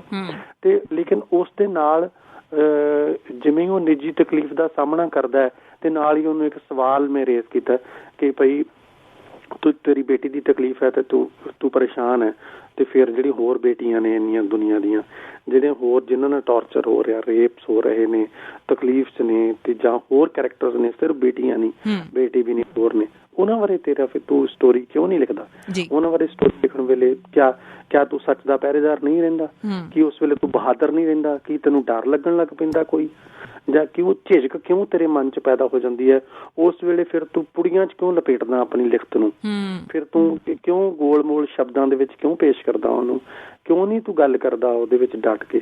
ਇਹ ਮੇਰੇ ਲਈ ਸਵਾਲ ਸੀ ਜਿਹੜੇ ਮੈਂ ਨਾਟਕ ਦੇ ਵਿੱਚ ਫਿਰ ਮੈਂ ਉਹਨੂੰ ਖੜੇ ਕਰਨ ਸ਼ੁਰੂ ਕੀਤੇ। ਫਿਰ ਉਹ ਚਲਦਿਆਂ 84 ਬਾਰੇ ਮੇਰਾ ਮਤਲਬ ਸਵਾਲ ਉੱਠਦਾ ਹੈ ਕਿ ਉਹ ਕਮਿਊਨਿਟੀ ਇੱਕ ਹੈਗੀ ਜਿਹੜੀ ਦਿੱਲੀ ਦੇ ਤਰੱਕੀ ਦੇ ਵਿੱਚ, ਜਿਹੜਾ ਦਿੱਲੀ ਦੇ ਇੱਕ ਵਿਕਾਸ ਦੇ ਵਿੱਚ ਜਿਹਨੇ ਏਡਾ ਵੱਡਾ ਯੋਗਦਾਨ ਪਾਇਆ, ਜਿਹੜੀ ਕਿ ਇੱਕ ਸਿਰ ਸੁੱਟ ਕੇ ਯੋਗਦਾਨ ਪਾਈ ਜਾ ਰਹੀ ਸੀ, ਉਹਨੂੰ ਸੀ ਕਿ ਹਾਂ ਠੀਕ ਹੈ ਨਾ, ਵੋਟਾਂ ਵੀ ਪਾਣੀਆਂ ਹੁੰਦੀਆਂ, ਅਸੀਂ ਪਾ ਰਹੇ ਹਾਂ, ਸਾਹਮਣੇ ਹੈਗੇ ਆ, ਤੇ ਉਹਨੂੰ ਪਤਾ ਹੀ ਨਹੀਂ ਲੱਗਾ ਕਿ ਕਿਹੜੇ ਵੇਲੇ ਦੇਸ਼ ਦੀ ਰਾਜਧਾਨੀ ਵਿੱਚ ਰਹਿੰਦਿਆਂ ਹੋਇਆ ਬੇਗਾਨਗੀ ਦਾ ਅਹਿਸਾਸ ਉਹਦੇ ਸਾਹਮਣੇ ਆਖੜਾ ਹੋਇਆ। ਉਹਨੂੰ ਇਹ ਮਹਿਸੂਸ ਹੋਣਾ ਸ਼ੁਰੂ ਹੋ ਗਿਆ ਕਿ ਮੈਂ ਇਸ ਦੇਸ਼ ਦੀ ਰਾਜਧਾਨੀ ਦਾ ਹਿੱਸਾ ਹੈਗਾ। ਜੇ ਮੈਂ ਹਿੱਸਾ ਹੈਗਾ ਸੀ ਜਾਂ ਹੈਗਾ ਤਾਂ ਫਿਰ ਮੈਨੂੰ ਏਦਾਂ ਕਿਉਂ ਗਲਿਆਂ 'ਚ ਟਾਇਰ ਕਿਉਂ ਪਾਏ ਗਏ, ਮੈਨੂੰ ਕਿਉਂ ਜਲਾ ਦਿੱਤਾ ਗਿਆ, ਮੇਰੇ ਕਿਉਂ ਘਰ ਨੂੰ ਬਰਬਾਦ ਕਰ ਦਿੱਤਾ ਗਿਆ। ਇਹ ਸਵਾਲ ਨੇ ਵੱਡੇ, ਜਿਹੜੇ ਸਵਾਲ ਮੇਰੇ ਨਹੀਂ ਹੈ, ਸਮਾਜ ਦੇ ਅਲੱਗ-ਅਲੱਗ ਤਬਕਿਆਂ ਦੇ ਸਵਾਲ ਨੇ। ਤੇ ਮੇਰਾ ਵੱਡਾ ਇੱਕ ਫਿਕਰ ਇਹ ਸੀਗਾ ਕਿ ਹੋ ਸਕਦਾ ਉਹ ਤਬਕਿਆਂ ਕੋਲ ਉਹ ਸ਼ਬਦ ਨਹੀਂ ਹੈ ਕਿ ਉਹ ਆਪਣੇ ਸਵਾਲ ਜਿਹੜੇ ਹੈਗੇ ਉਠਾ ਸਕਣ, ਜਾਂ ਉਹਨਾਂ ਕੋਲ ਕੋਈ ਪਲੇਟਫਾਰਮ ਨਹੀਂ ਹੈ ਜਿੱਥੋਂ ਇਹਨਾਂ ਸ਼ਬਦਾਂ ਨੂੰ ਉਠਾ ਸਕਣ, ਜਾਂ ਉਹਨਾਂ ਕੋਲ ਕੋਈ ਡੇਅਰ ਨਹੀਂ ਹੈ ਵੀ ਉਹ ਸ਼ਬਦਾਂ ਨੂੰ ਉਠਾ ਸਕਣ। ਤੇ ਬਤੌਰ ਲੇਖਕ ਮੇਰਾ ਇਹੋ ਜਿਹਾ ਕਿਹੜਾ ਡਰ ਹੈ ਮਨ ਦੇ ਵਿੱਚ ਕਿ ਮੈਂ ਨਾ ਉਠਾਵਾਂ? ਮੇਰੇ ਕੋਲ ਕੋਈ ਡਰ ਨਹੀਂ ਹੈ। ਮੈਂ ਉਹ ਡਰ ਤਿਆਗ ਕੇ ਲਿਖ ਰਿਹਾ। ਮੈਂ ਜੋ ਵੀ ਲਿਖਦਾ ਮੈਂ ਡਰ ਤਿਆਗ ਕੇ ਲਿਖਦਾ। ਉਹ ਡਰ ਮੇਰਾ ਕਿਉਂ ਤਿਆਗ ਹੋ ਜਾਂਦਾ? ਇਸ ਕਰਕੇ ਕਿ ਮੈਂ ਜੋ ਲਿਖਦਾ ਕੌਨਫੀਡੈਂਟ ਹੋ ਕੇ ਲਿਖਦਾ। ਮੈਂ ਕੋਈ ਫੇਕ ਨਹੀਂ ਲਿਖਦਾ, ਮੈਂ ਕੋਈ ਓਪਰਾ ਨਹੀਂ ਲਿਖਦਾ। ਮੈਂ ਜਿਸ ਚੀਜ਼ ਬਿਲੀਵ ਕਰਦਾ ਮੈਂ ਉਹੀ ਲਿਖਦਾ, ਜਿਸ ਚੀਜ਼ ਮੈਂ ਬਿਲੀਵ ਨਹੀਂ ਕਰਦਾ ਮੈਂ ਨਹੀਂ ਲਿਖਦਾ। ਇਸ ਕਰਕੇ ਉਹ ਸਵਾਲ ਜਿਹੜੇ ਹੈਗੇ ਆ, ਸਵਾਲ ਦਰ ਸਵਾਲ ਕਿ ਜਿਵੇਂ ਰਾਈਟਰ ਹੈ, ਰਾਈਟਰ ਦੇ ਨਾਲ ਇੱਕ ਡਿਬੇਟ ਕ੍ਰੀਏਟ ਕੀਤੀ, ਇਸੇ ਕਰਕੇ ਕ੍ਰੀਏਟ ਕੀਤੀ ਕਿ ਤੁਸੀਂ ਕੀ ਛੋਟੇ ਮੁਫਾਦ ਆਪਣੇ ਪੂਰੇ ਕਰਨ ਲਈ ਕੀ ਤੁਸੀਂ ਕੰਪਰੋਮਾਈਜ਼ ਕਰ ਜਾਓਗੇ? ਇਹਦਾ ਮਤਲਬ ਤੁਸੀਂ ਕੰਪਰੋਮਾਈਜ਼ ਕਿਹਦੇ ਨਾਲ ਕਰ ਰਹੇ ਹੋ? ਤੁਸੀਂ ਕੰਪਰੋਮਾਈਜ਼ ਕਰ ਰਹੇ ਹੋ ਆਪਣੀ ਕਲਮ ਨਾਲ, ਤੁਸੀਂ ਕੰਪਰੋਮਾਈਜ਼ ਕਰ ਰਹੇ ਹੋ ਆਪਣੀ ਜ਼ਮੀਰ ਨਾਲ, ਤੁਸੀਂ ਕੰਪਰੋਮਾਈਜ਼ ਕਰ ਰਹੇ ਹੋ ਉਹਨਾਂ ਸ਼ਬਦਾਂ ਨਾਲ, ਉਹਨਾਂ ਅੱਖਰਾਂ ਨਾਲ, ਉਹਨਾਂ ਵਾਕਾਂ ਨਾਲ ਜਿਨ੍ਹਾਂ ਨੇ ਤੁਹਾਨੂੰ ਲੇਖਕ ਬਣਾਇਆ। ਕਿਉਂਕਿ ਲੇਖਕ ਦੀ ਜ਼ਿੰਦਗੀ ਵਿੱਚ ਅੱਖਰ ਦਾ, ਸ਼ਬਦ ਦਾ, ਵਾਕ ਦਾ ਬਹੁਤ ਮਹੱਤਵਪੂਰਨ ਹੁੰਦਾ, ਉਹਦੇ ਲਈ ਮਹੱਤਵ ਰੱਖਦੇ ਨੇ ਬਹੁਤ ਜ਼ਿਆਦਾ। ਇਹਦਾ ਮਤਲਬ ਤੁਸੀਂ ਉਹਨਾਂ ਦੀ ਤਰਤੀਬ ਤਾਂ ਤੁਹਾਨੂੰ ਪਤਾ ਹੈ, ਤੁਹਾਡੇ ਕੋਲ ਸ਼ਿਲਪ ਤਾਂ ਹੈਗਾ ਹੈ ਤੁਹਾਡੇ ਕੋਲ, ਪਰ ਉਹਨਾਂ ਦੀ ਰੂਹ ਤੁਹਾਡੇ ਕੋਲ ਗਾਇਬ ਹੈ ਕਿਤੇ, ਕਿ ਤੁਸੀਂ ਕਿਸੇ ਵੀ ਉੱਤੋਂ ਡਿਕਟੇਟ ਕੀਤੇ ਹੋਏ ਅਨੁਸਾਰ ਤੁਸੀਂ ਉਹ ਸਾਰੀ ਚੀਜ਼ਾਂ ਲਿਖ ਸਕਦੇ ਹੋ। ਤੇ ਉਹ ਲਿਖ ਕੇ ਹੋ ਸਕਦਾ ਤੁਸੀਂ ਵੱਡੇ ਫਾਰਮ ਹਾਊਸ ਖੜੇ ਕਰ ਲਵੋ, ਪਰ ਜਦੋਂ ਤੁਸੀਂ ਇੱਕ ਸਮਾਜ ਦੀਆਂ ਨਜ਼ਰਾਂ ਨਾਲ ਨਜ਼ਰਾਂ ਮਿਲਾਣੀਆਂ, ਉਦੋਂ ਤੁਹਾਡੀ ਨਜ਼ਰ ਝੁਕੀ ਹੋਈ ਹੋਏਗੀ ਜਾਂ ਕਿ ਨਜ਼ਰ ਉੱਠੀ ਹੋਈ ਹੋਏਗੀ, ਇਹ ਤੁਸੀਂ ਖੁਦ ਡਿਸਾਈਡ ਕਰਨਾ। ਤੇ ਮੈਂ ਕਦੇ ਵੀ ਨਹੀਂ ਚਾਹਾਂਗਾ ਕਿ ਜਿੰਨੀ ਦੇਰ ਤੱਕ ਮੇਰੀ ਕਲਮ ਅਲਾਓ ਕਰਦੀ ਹੈ ਕਿ ਚੱਲ ਸਕੇ, ਜਿੰਨੀ ਦੇਰ ਤੱਕ ਮੇਰਾ ਦਿਲ ਤੇ ਦਿਮਾਗ ਚੱਲਦਾ ਹੈ, ਮੇਰੀ ਅਕਲ, ਮੇਰੀ ਇਲਮ ਚੱਲਦਾ ਹੈ ਕਿ ਮੈਂ ਲਿਖ ਸਕਦਾ, ਉਨੀ ਦੇਰ ਤੱਕ ਮੈਂ ਉਹੀ ਲਿਖਾਂਗਾ ਜਿਹਦੇ ਨਾਲ ਮੈਂ ਕਿਤੇ ਚੱਲ ਜਾ, ਮੈਂ ਇੰਗਲੈਂਡ ਚੱਲ ਜਾ, ਕੈਨੇਡਾ, ਅਮਰੀਕਾ, ਮੈਂ ਕਿਸੇ ਵਿਹੜੇ ਚੱਲ ਜਾ, ਮੈਂ ਕਿਸੇ ਕਿਸਾਨ ਪਰਿਵਾਰ ਚੱਲ ਜਾ, ਮੇਰੀ ਨਜ਼ਰਾਂ ਝੁਕਣ ਨਾ, ਮੈਨੂੰ ਲੱਗੇ ਕਿ ਮੈਂ ਲਿਖ ਰਿਹਾ, ਮੇਰੇ ਲੋਕਾਂ ਨੂੰ ਉਹਦਾ ਮਾਣ ਮਹਿਸੂਸ ਹੋਵੇ ਕਿ ਯਾਰ ਇਹਨਾਂ ਬੰਦੇ ਨੇ ਭਾਵੇਂ ਘੱਟ ਲਿਖਿਆ, ਇਹਨੇ ਭਾਵੇਂ 3 ਚੀਜ਼ਾਂ ਲਿਖੀਆਂ, 4 ਹੀ ਲਿਖੀਆਂ, ਪਰ ਇਹਨੇ ਲਿਖੀਆਂ ਜਿਹੜੀਆਂ ਸੀਗੀਆਂ ਉਹ ਮਤਲਬ ਉਹ ਲਿਖੀਆਂ ਸੀ ਜਿਹੜੀਆਂ ਕਿ ਸਮਾਜ ਦੇ ਕਿਤੇ ਤਾਂ ਕੰਮ ਆਉਣ। ਮਤਲਬ ਮੈਂ ਕੋਈ ਬਹੁਤ ਵੱਡਾ ਸੁਪਨਾ ਨਹੀਂ ਪਾਲਦਾ, ਇਹ ਨਹੀਂ ਸੁਪਨਾ ਪਾਲਦਾ ਕਿ ਮੇਰੇ ਲਿਖੇ ਹੋਏ ਨਾਟਕ ਨੇ ਕੋਈ ਤਬਦੀਲੀ, ਇਨਕਲਾਬ ਲਿਆ ਦੇਣਾ, ਪਰ ਉਸ ਇਨਕਲਾਬ ਦੇ ਵਿੱਚ, ਉਸ ਤਬਦੀਲੀ ਦੇ ਵਿੱਚ ਮੇਰਾ ਕੋਈ ਯੋਗਦਾਨ ਤਾਂ ਹੋਣਾ ਚਾਹੀਦਾ ਨਾ। ਨਹੀਂ ਹੈ ਮੇਰਾ ਕਿਸੇ ਤਬਦੀਲੀ ਚ ਕੋਈ ਯੋਗਦਾਨ ਹੀ ਨਹੀਂ ਹੈ। ਜੇ ਮੈਂ ਇਹ ਸੋਚ ਕੇ ਲਿਖਦਾ ਕਿ ਯਾਰ ਮੇਰੇ ਲਿਖੇ ਨਾਲ ਕਿਹੜਾ ਤਬਦੀਲੀ ਆ ਜਾਣੀ ਹੈ, ਫਿਰ ਮੈਂ ਕਿਉਂ ਲਿਖ ਦਿਆਂ? ਫਿਰ ਮੈਂ ਕਾਹਦੇ ਲਈ ਲਿਖ ਰਿਹਾ? ਫਿਰ ਇਟਸ ਅ ਫਿਊਟਾਈਲ ਐਕਸਰਸਾਈਜ਼। ਸੋ ਜਿਹੜਾ ਸਾਹਿਲ ਹੈ, ਤੁਸੀਂ ਉਹ ਖੁਦ ਨੂੰ ਰਿਪਰੈਜ਼ੈਂਟ ਕੀਤਾ? ਯੈਸ ਬਿਲਕੁਲ ਇਹ ਚੀਜ਼ ਤੋਂ ਮੈਂ ਮੁਨਕਰ ਨਹੀਂ ਹਾਂ। ਸਾਹਿਲ ਤੇ ਸਾਹਿਬ ਤਕਰੀਬਨ ਇੱਕ ਹੀ ਨੇ, ਹੈ ਨਾ? ਅੱਛਾ, ਉਹਦੀ ਸਾਊਂਡ ਇੱਕ ਹੀ ਹੈ। ਓਕੇ, ਮੈਂ ਹੁਣ ਜਿਹੜੀ ਗੱਲ ਕਰਨੀ ਆ ਤੁਹਾਡੇ ਨਾਲ, ਕਿਉਂਕਿ ਅੱਜ ਆਪਾਂ ਬਾਬਾ ਨਾਨਕ ਦੀ ਵੀ ਗੱਲ ਕਰ ਰਹੇ ਹਾਂ, ਜਿਹੜਾ ਬਾਬਾ ਨਾਨਕ ਦੇ ਨਾਲ ਸੰਵਾਦ ਰਚਾਇਆ ਤੁਸੀਂ, ਉਹਦੇ ਵਿੱਚ ਕਈ ਤਰ੍ਹਾਂ ਦੇ ਸਵਾਲ ਨੇ, ਜਿਹਦੇ ਵਿੱਚ ਇੱਕ ਬੜੀ ਖੂਬਸੂਰਤ ਗੱਲ ਕੀਤੀ ਹੈ ਤੁਸੀਂ। ਕਹਿੰਦੇ ਕਿ ਕੀ ਝੁਰੜੀਆਂ ਹੇਠਲਾ ਮੱਥਾ ਰੌਸ਼ਨ ਨਹੀਂ ਹੋ ਸਕਦਾ? ਕਰੜ ਬਰੜੀ ਦਾੜੀ ਵਾਲਾ ਬੰਦਾ ਤੇਰਾ ਸਿੱਖ ਨਹੀਂ ਹੋ ਸਕਦਾ? ਕੀ ਕਰੀਏ ਬਾਬਾ, ਕੀ ਕਰੀਏ, ਕਿੱਥੇ ਜਾਈਏ ਬਾਬਾ ਜਦ ਕੋਈ ਗੋਸ਼ਟੀ ਤੋਂ ਮੁੱਕਰ ਜਾਵੇ ਤੇ ਫੈਸਲਿਆਂ ਤੇ ਆ ਜਾਵੇ, ਉਦੋਂ ਤੂੰ ਨਿਰਾਸ਼ ਤਾਂ ਹੁੰਦਾ ਬਾਬਾ। ਇਹ ਜਿਹੜਾ ਵਾਰਤਾਲਾਪ ਤੁਸੀਂ ਸੰਵਾਦ ਰਚਾਇਆ, ਇਹਦੇ ਪਿੱਛੇ ਕੀ ਕੁਝ ਛੁਪਿਆ ਹੋਇਆ, ਤੇ ਕਿੰਨਾ ਕੁ ਤੁਹਾਨੂੰ ਲੱਗਦਾ ਕਿ ਤੁਸੀਂ ਆਪਣੀ ਜਿਹੜੀ ਗੱਲ ਹੈ ਉਹ ਕਹਿ ਸਕੇ, ਤੇ ਜਿਹੜੇ ਤੁਹਾਡੇ ਸੁਣਨ ਵਾਲੇ ਸਨ ਉਸ ਵੇਲੇ, ਕਿਉਂਕਿ ਲਾਈਵ ਪਰਫਾਰਮੈਂਸ ਸੀ ਤੁਹਾਡੀ, ਰਿਐਕਸ਼ਨ ਕਿਹੋ ਜਿਹਾ ਸੀ?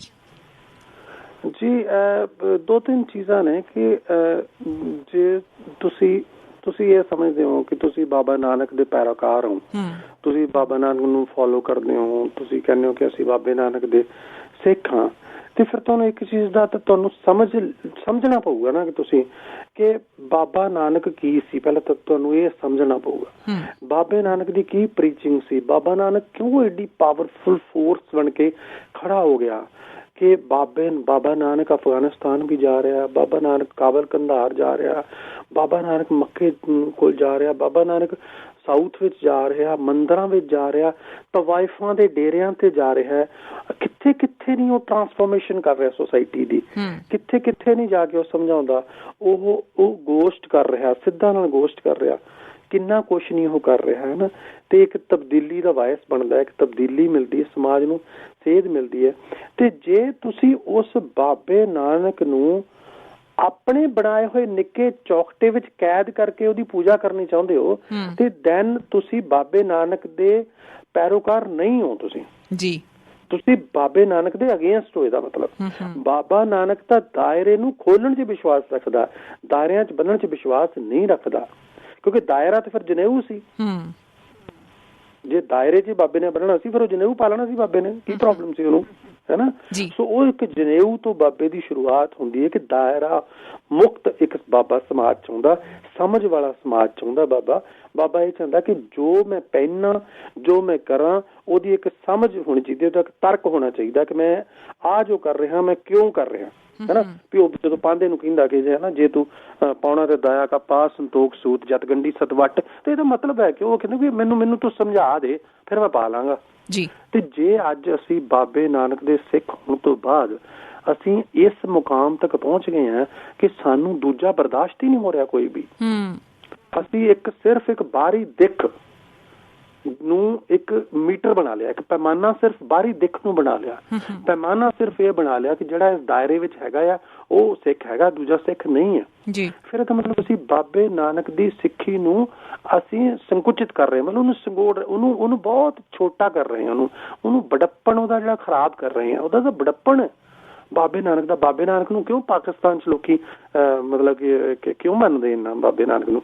ਪਾਕਿਸਤਾਨ 'ਚ ਮੈਂ ਗਿਆ 4 ਵਾਰੀ ਗਿਆ, ਉਹ ਸਾਡੇ ਨਾਲੋਂ ਵੀ ਵੱਧ ਵਿਚਾਰੇ ਮੰਨਦੇ ਨੇ। ਕਿਉਂ ਸਾਊਥ ਵਿੱਚ ਮੈਂ ਜਾਣਾ ਤੇ ਉੱਥੇ ਕਿਉਂ ਬਾਬੇ ਨੂੰ ਮੰਨਦੇ ਨੇ ਲੋਕੀ? ਮੈਂ ਇਸ ਵੇਲੇ ਫੋਰਨ ਦੇ ਵਿੱਚ ਆਇਆ ਹਾਂ, ਪਹਿਲਾਂ ਵੀ ਗਿਆ, ਉੱਥੇ ਕਿਉਂ ਬਾਬੇ ਦੇ ਪੈਰੋਕਾਰ ਨੇ ਲੋਕੀ, ਕਿਉਂ ਮੰਨਦੇ ਨੇ? ਤੁਸੀਂ ਕਿਸੇ ਦੂਸਰੀ ਲੈਂਗੁਏਜ ਦੇ ਬੰਦੇ ਨਾਲ ਵੀ ਗੱਲ ਕਰ ਲਓ, ਹੀ ਨੋਜ਼ ਕਿ ਬਾਬਾ ਨਾਨਕ, ਯੈਸ ਆਈ ਨੋ ਬਾਬਾ ਨਾਨਕ, ਹੈ ਨਾ, ਬਾਬਾ ਨਾਨਕ ਕੀ ਕਹਿੰਦਾ ਸੀ। ਸੋ ਉਹ ਇਸ ਕਰਕੇ ਮੈਂ ਉਹ ਸਵਾਲ ਉਠਾ ਰਿਹਾ ਕਿ ਬਈ ਬਾਬਾ ਜਦੋਂ ਬਾਬਾ ਗੋਸ਼ਟ ਕਰਦਾ ਹੈ ਜੀ, ਤੇ ਬਾਬਾ ਗੋਸ਼ਟ ਕਰਦਾ ਹੈ, ਅਸੀਂ ਬਹੁਤ ਚੀਜ਼ਾਂ ਨੂੰ ਨਾ ਸਿੰਪਲੀਫਾਈ ਕਰ ਲਿਆ ਹੋਇਆ। ਸਾਨੂੰ ਅਸੀਂ ਬਲੈਕ ਐਂਡ ਵਾਈਟ ਵਿੱਚ ਚੱਲਦੇ ਹਾਂ ਕਿ ਬਾਬੇ ਨੇ ਗੋਸ਼ਟ ਕੀਤੀ ਤੇ ਬਾਬੇ ਨੇ ਸਿੱਧਾਂ ਨੂੰ ਹਰਾਤਾ, ਸਿੱਧਾਂ ਨੂੰ ਭਜਾ ਦਿੱਤਾ। ਬਈ ਉਹ ਜਿਹੜੇ ਸਿੱਧ ਸੀ ਦੇ ਵਰ ਆਲਸੋ ਸਕਾਲਰਸ, ਉਹ ਕੋਈ ਐਵੇਂ ਨਹੀਂ ਸੀਗੇ, ਉਹਨਾਂ ਨੇ ਵੀ ਜ਼ਿੰਦਗੀ ਦਾ ਕੋਈ ਆਪਣੇ ਹਿਸਾਬ ਨਾਲ ਸੱਚ ਕਮਾਇਆ ਹੋਇਆ ਸੀ, ਉਹਨਾਂ ਦੀ ਵੀ ਕੋਈ ਸਮਝ ਸੀ, ਲੇਕਿਨ ਸਿਰਫ ਉਹਨਾਂ ਦਾ ਪੁਆਇੰਟ ਆਫ ਵਿਊ ਰੌਂਗ ਸੀ। ਪੁਆਇੰਟ ਆਫ ਵਿਊ ਉਹਨਾਂ ਦਾ ਇਹ ਸੀ ਕਿ ਜ਼ਿੰਦਗੀ ਤੋਂ ਦੂਰ ਜਾ ਕੇ ਜ਼ਿੰਦਗੀ ਦਾ ਸੱਚ ਪਕੜਨ ਦੀ ਕੋਸ਼ਿਸ਼ ਕਰ ਰਹੇ ਸੀ। ਉਹ ਇਹ ਨਹੀਂ ਵੀ ਜ਼ਿੰਦਗੀ ਦਾ ਸੱਚ ਉਹਨਾਂ ਕੋਲ ਹੈ ਨਹੀਂ ਸੀਗਾ, ਇਹ ਨਹੀਂ ਹੈ। ਦੇ ਵਰ ਆਲਸੋ ਫਿਲਾਸਫਰਸ, ਉਹ ਵੀ ਦਾਰਸ਼ਨਿਕ ਬੰਦੇ ਹੀ ਸੀਗੇ ਜਿਹੜੇ ਸਿੱਧ ਸੀਗੇ, ਹੈ ਨਾ। ਪਰ ਉਹ ਜ਼ਿੰਦਗੀ ਤੋਂ ਦੂਰ ਜਾ ਕੇ ਜ਼ਿੰਦਗੀ ਦਾ ਸੱਚ ਫੜਨ ਦੀ ਕੋਸ਼ਿਸ਼ ਕਰ ਰਹੇ ਸੀ। ਪਰਿਵਾਰਕ ਜ਼ਿੰਦਗੀ ਤੋਂ ਦੂਰ ਜਾ ਕੇ, ਜ਼ਿੰਦਗੀ ਦੇ ਜਿਹੜੇ ਰਸ ਹੁੰਦੇ ਉਹਨਾਂ ਤੋਂ ਦੂਰ ਜਾ ਕੇ ਕਿ ਪਹਾੜਾਂ 'ਚ ਬੈਠ ਜਾਓ, ਤੁਸੀਂ ਉੱਥੇ ਤਪੱਸਿਆ ਕਰੋ। ਬਾਬੇ ਨੇ ਉਹਨਾਂ ਨੂੰ ਇਹ ਗੱਲ ਸਮਝਾਈ, ਉਹਨਾਂ ਦਾ ਤਰਕ ਕਰਕੇ ਸਮਝਾਈ ਕਿ ਨਹੀਂ, ਜ਼ਿੰਦਗੀ ਤੋਂ ਦੂਰ ਜਾਓਗੇ ਤੇ ਫਿਰ ਤੁਹਾਡੇ ਇਸ ਨੌਲੇਜ ਦਾ, ਤੁਹਾਡੇ ਗਿਆਨ ਦਾ ਕੋਈ ਹਿਸਾਬ ਕਿਤਾਬ ਨਹੀਂ ਹੈ, ਇਹਦਾ ਸਮਾਜ ਨੂੰ ਕੋਈ ਫਾਇਦਾ ਨਹੀਂ ਹੋਣਾ, ਹੈ ਨਾ। ਸੋ ਬਾਬਾ ਉੱਥੇ ਨੌਲੇਜ ਵਾਲੇ ਬੰਦਿਆਂ ਨਾਲ ਗੋਸ਼ਟੀ ਕਰਕੇ ਉਹਨਾਂ ਦੀ ਨੌਲੇਜ ਨੂੰ ਓਵਰ ਪਾਵਰ ਕਰ ਰਿਹਾ ਹੈ, ਤੇ ਜਿਹੜੀ ਬਾਬੇ ਦੀ ਨੌਲੇਜ ਹੈ ਉਹਨਾਂ ਨੂੰ ਓਵਰ ਸ਼ੈਡੋ ਕਰਦੀ ਹੈ, ਤੇ ਫਿਰ ਉਹ ਬਾਬੇ ਦੀ ਨੌਲੇਜ ਨੂੰ ਐਕਸੈਪਟ ਕਰਦੇ ਨੇ। ਬਿਲਕੁਲ। ਜਿਹੜਾ ਵਿੱਚ ਮੈਂ ਮਹਿਸੂਸ ਕੀਤਾ ਕਿ ਜਿੱਥੇ ਕਹਿ ਰਹੇ ਹੋ ਤੁਸੀਂ ਕੀ ਕਰੀਏ ਬਾਬਾ, ਕਈ ਵਾਰ ਲੱਗਦਾ ਅਸੀਂ ਕੁਰਾਈਏ ਹਾਂ ਸ਼ਾਇਦ। ਬੜਾ ਪਾਵਰਫੁਲ ਡਾਇਲੌਗ ਹੈ ਕਿ ਅਸੀਂ ਕਦੇ ਇਸ ਚੀਜ਼ ਨੂੰ ਜੇ ਦਿਲ ਤੋਂ ਮੰਨ ਲੈਂਦੇ ਹਾਂ ਕਿ ਕਈ ਵਾਰ ਲੱਗਦਾ ਕਿ ਅਸੀਂ ਕੁਰਾਈਏ ਹਾਂ ਸ਼ਾਇਦ। ਜੇ ਉਹਨਾਂ ਨੂੰ ਤੇਰੇ ਸਿਰ ਤੇ ਬੰਨੀ ਹੋਈ ਗੋਲ ਪੱਗ ਹੀ ਦੀਂਦੀ ਹੈ ਤਾਂ ਸਾਨੂੰ ਉਸ ਪੱਗ ਦੇ ਹੇਠਾਂ 4 ਕੂੰਟਾਂ ਰਛਨਾਉਣ ਵਾਲਾ ਸਿਰ ਦੀਂਦਾ।